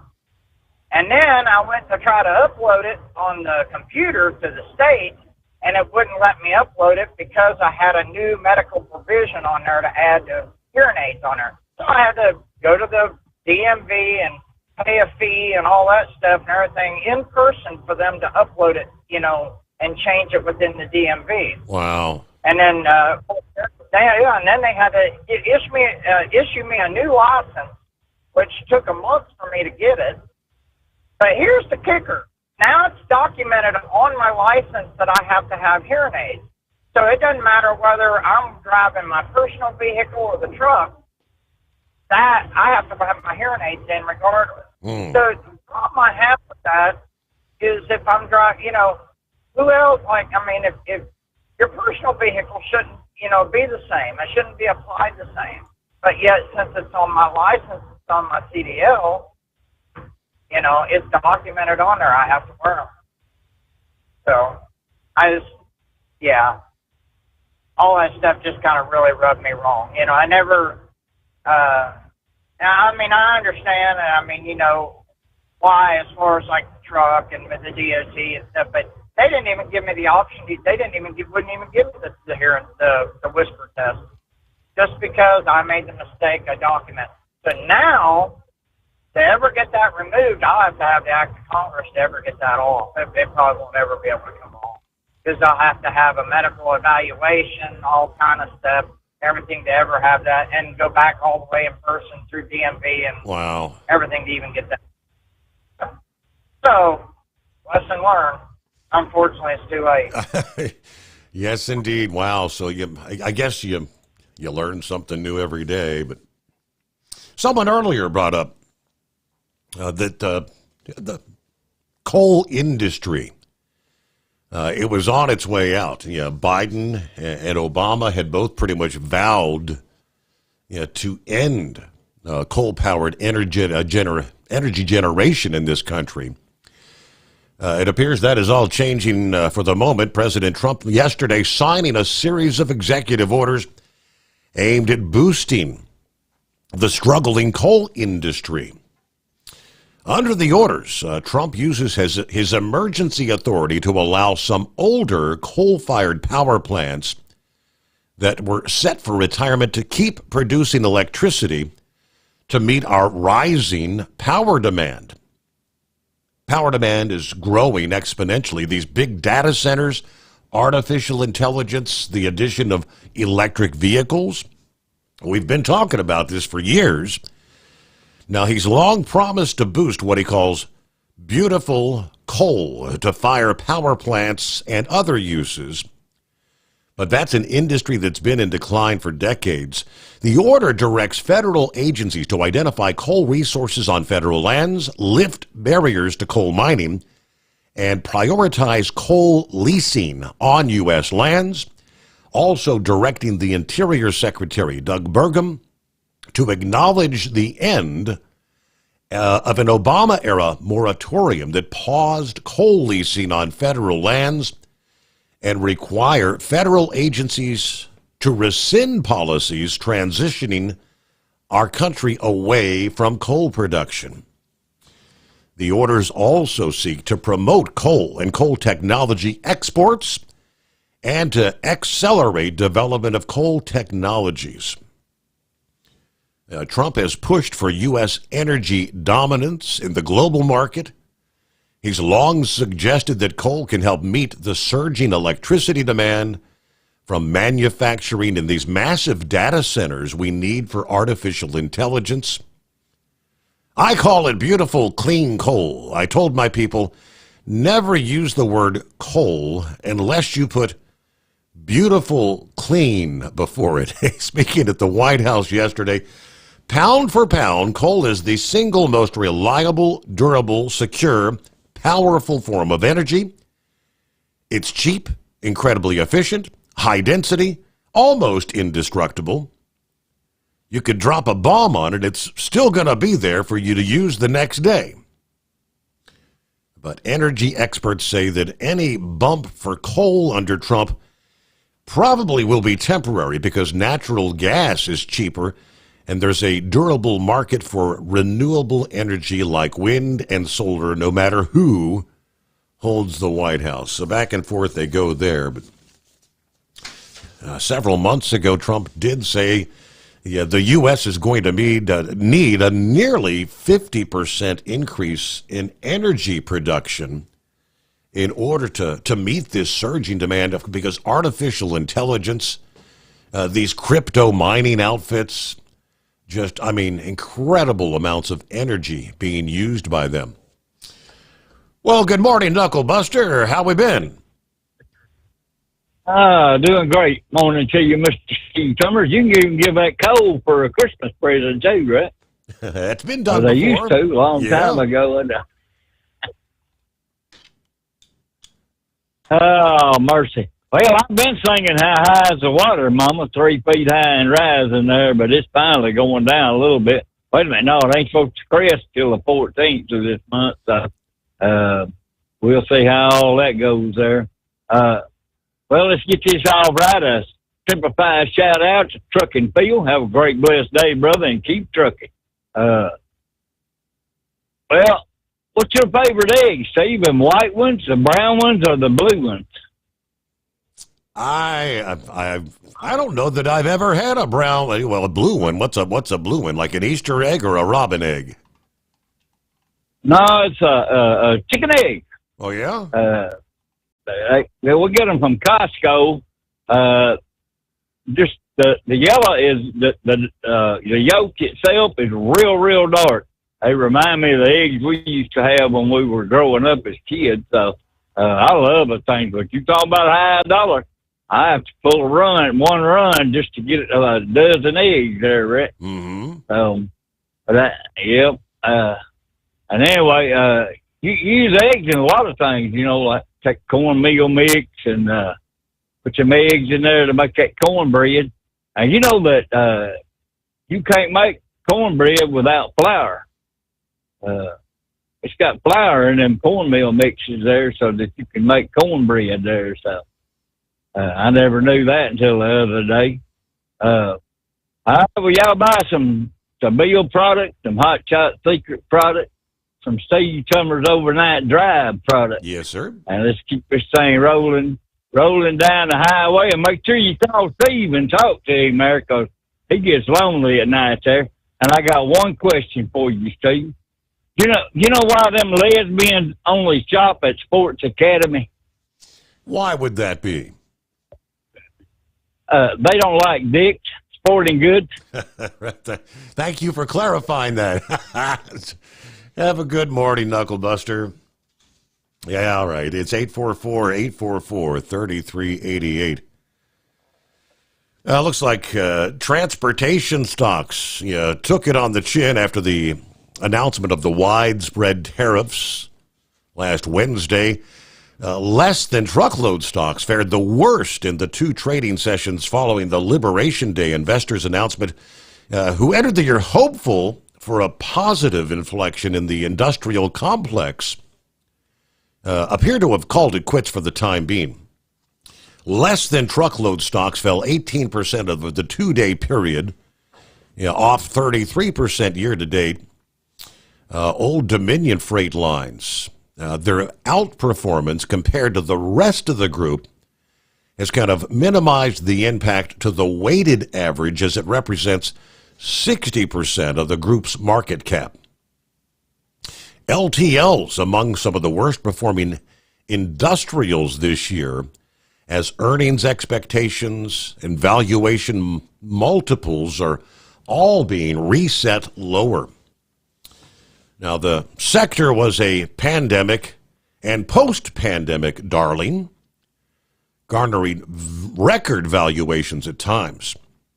Given its manufacturing-heavy exposure, their role in mass inventory restocking. However, an extended industrial downturn, along with several carriers acquiring terminals from the now-defunct Yellow, plus some other organic additions, have left many LTL networks at or near record latent capacity. That has LTL bears calling for an unraveling of the industry's favorable pricing dynamics. Some fared better than others, but first quarter update shows soft demand. The trend continues. Our number, 844-844-3388. The Steve Summers Overnight Drive. On Territory gets welcomed back into the NTPA fold. A familiar one waits until deep into the year to get going. And for the Grand National competitors, it's now the Enderley Playoff. From National Tractor Pullers Association headquarters in Marion, Ohio, this is the NTPA Overnight Radio Report. We'll spend this and the next two editions of the report to highlight the NTPA's 2025 Regional National Event schedule. But first, our top story. For the 13 Grand National Divisions, the Enderley Pull-Off on Saturday, September 13th at the Champaign County Fairgrounds in Urbana, Ohio, is now a select points awarding event. As it has for 37 prior years, the Enderley will invite the top 5 GN point earners as of their last regular season hooks in Bowling Green, Wellington, Wauseon, Canton, and Sandwich. But now the Enderley will reward those qualifiers with championship points, meaning that all titles will be settled and champions crowned in front of the cheering crowds in Urbana. The new playoff format will not apply to the regional national divisions, as their participants are invited from several different regions and subregions. However, vehicles with 2024 GN but 2025 RN registrations that attended the late-year wraparound events in Michigan, Ohio, Pennsylvania, and North Carolina will earn Enderley points toward this season's qualifying berths. Read all about these changes this week on the front page of ntpapull.com. The NTPA is proud to announce the triumphant reactivation of Region 1 after a decades-long absence. The territory will include events in Pennsylvania and West Virginia, will crown champions in Hot Farm and Superstock 4-Wheel Drive, and will send several of its top pointers to the Enderley. As you might expect, the new region gets after it early. On Saturday, June 7th, it's the NTPA Megapole in Waynesburg, Pennsylvania, at the Greene County Fairgrounds, with 5 classes. Then on Saturday the 21st, NTPA welcomes Sykesville's Ag and Youth Fair Pole to the association with a 3-class event. On the last day of July, Middleburg, West Virginia brings smoke and noise back to the Mountaineer State with 2 tractor and 1 truck class on Thursday the 31st. And the Region 1 campaign wraps up with Great Dayton Fair on Wednesday and Thursday, August 13th and 14th, with 3 classes each night. The NTPA could not be more proud to bring championship pulling back to the home states of so many of our great PA and West Virginia pullers and fans. Just when the newly constituted Region 1 is shutting down, the folks in North Carolina are spooling up for their national polls in Region 4. Lumberton, North Carolina opens the slate with the Robeson County 300 at the fairgrounds on Friday and Saturday, September 5th and 6th, with 4 national and 3 state divisions appearing each night. Then in October, it's the national season finale at the State Fair Southern Showdown, with 4 sessions of pulling over 3 days, Friday through Sunday, October 17th through the 19th. We'll discuss the NTPA's Midwest Regions 2 and 3 in the next 2 reports. For now, you can find out all the classes and start times for Regions 1 through 4 on the schedule page at ntpapull.com. The association is also excited to announce a new sponsor for all 4 regions of NTPA competition, Steiner Tractor Parts. We'll have more to say about this and all of our 2025 corporate partners in a future sponsor-centric installment. But for now, we'll express our gratitude and encourage our listeners to visit steinertractor.com for all of their vintage tractor repair and restoration needs. Finally, be sure to attend the NTPA Open House at the association's new headquarters at 1299 Campbell Road in Marion, Ohio this Saturday, April 12th from noon to 5 p.m. And please tell us you heard about it on the Steve Sommers Show or the Overnight Radio Report. Reporting for the NTPA on the Overnight Drive, I'm John Dunlap. Stay safe and pull hard. At Hot Shot Secret, we share the science behind common diesel problems and their solutions. For example, excessive black smoke.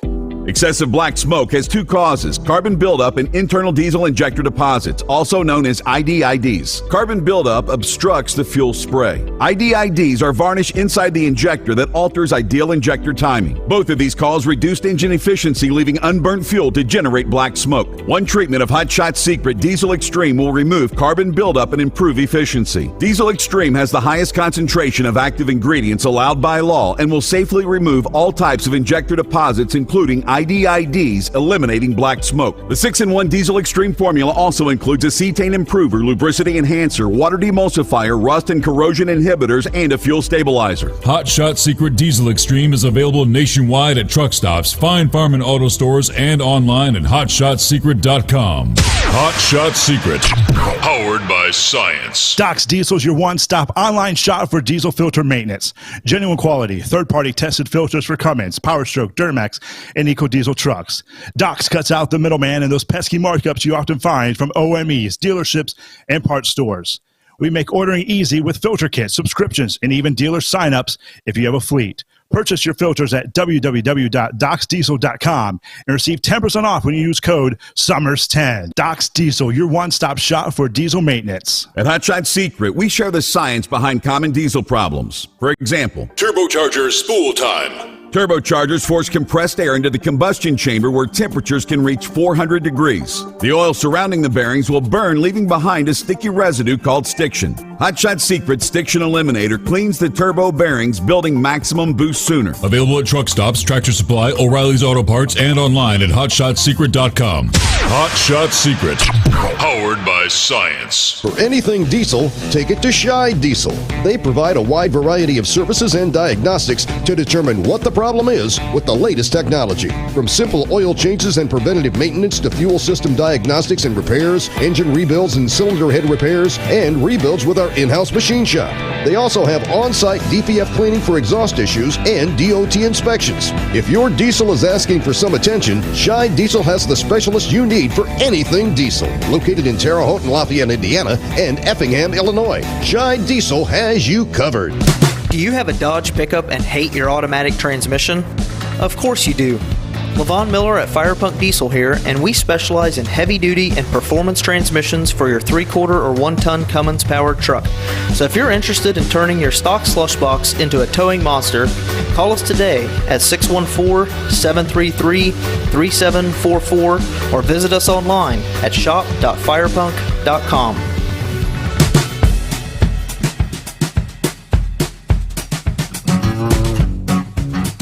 All right, heading down the home stretch here on a Wednesday. Douglas had some comments about the physical. What's going on, Douglas? Yeah, Steve. I was talking about faxing the DOT physical in. For the last 10 years, if you got a smartphone, you can fax from your phone, or they even have a fast scanner. And that way you see the pictures that you send it to the DOT, and then they'll, in North Carolina, they just send me a letter back saying that they received my DOT. So my smartphone has ability. I mean, for my tax documents, I would actually take a photo and send them via email. Is that what you're referring? Is that something different than that? Yeah, they've got like a fast scanner. It'll scan. You take a picture of it all. And then every picture you take, you can look at the picture, if you frame it and everything. If you don't like it, take the picture over again and stuff, and then just email it in. Okay. But it's called a fast scanner. Gotcha. And that's about all, because, see, this truck I'm in today, it's so doggone noisy, I can barely hear myself talk. Okay. All right, Douglas. Well, good to hear from you. Safe travels out there. He rolling down the highway in a rattle trap. All right, a couple of final industry headlines this morning. The owner of an Ontario, Canada trucking company facing additional charges in connection with an ongoing investigation into a double brokering scheme. Back in February, Peel Regional Police, we reported at the time, arrested and charged Manjinder Singh with 5 counts of theft over $5,000, 5 counts of fraud over $5,000, and possession of property obtained by crime. Singh's last name was Burra. Those charges stemmed from an investigation launched by the department after they had complaints from multiple victims dating back to December of 24 through January of this year, claiming to have trailers and freight stolen by a company operating as All Days Trucking. According to police, Burra would find freight of interest through a third-party online platform, contacted the victims directly to offer transportation services at a discounted rate. He would then dispatch other companies to pick up the trailers from the victims and would never sever communications once the load had been acquired.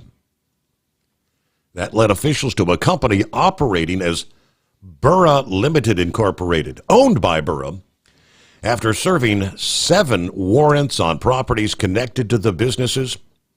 Police recovered several of the stolen trailers and some of the freight. Last Friday, police announced another arrest in connection to the double brokering scheme, naming 2 other trucking companies involved in that string of incidents. Search warrants executed in February uncovered additional stolen property and led investigators to 2 additional companies, Velocity Logistics and Torque Logistics. Apparently, they were connected to those thefts.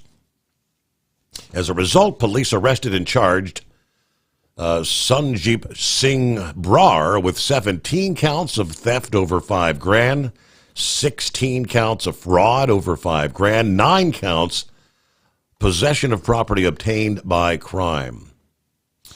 All said and done, police estimate that these 2 men are responsible for over $5 million worth of stolen cargo. And lastly, out of the state of Illinois, it appears somebody I think they're targeting police, because when you're on the highway and you've got one of the crossovers on an interstate, pretty much they always say no U-turns. They're primarily used by the likes of law enforcement and maybe plow truck operators in the winter months. They're seeking information after troopers found nails, lots of nails, some of them in plastic Easter eggs on the I-80 emergency medians. Troopers said they found a large amount of roofing nails scattered in the emergency crossover medians between Genesco and Atkinson. They also investigated and found nails scattered throughout many more medians. Again, some of those found in the plastic Easter eggs in the crossover. So somebody's got a beef, I think, with the law enforcement. But all right, we'll leave it there. Call it a day. Wednesday, hump day. Come on back. The midnight hour Easter tonight will kick off a Friday Eve, a.k.a. Thursday, for our next edition. It is the Steve Sommers Overnight Drive.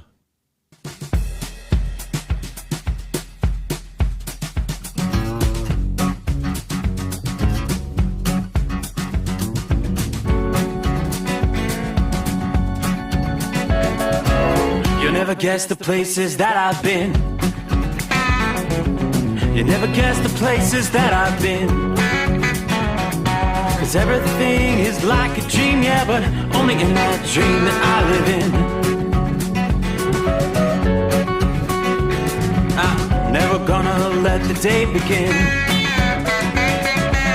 Never gonna let the day begin. 'Cause everything is like a dream, yeah, but only in that dream that I live in. Oh, don't wake me up before you go, and I'll just make this bed my own. Oh, darling, please just let me sleep. Give me my dreams.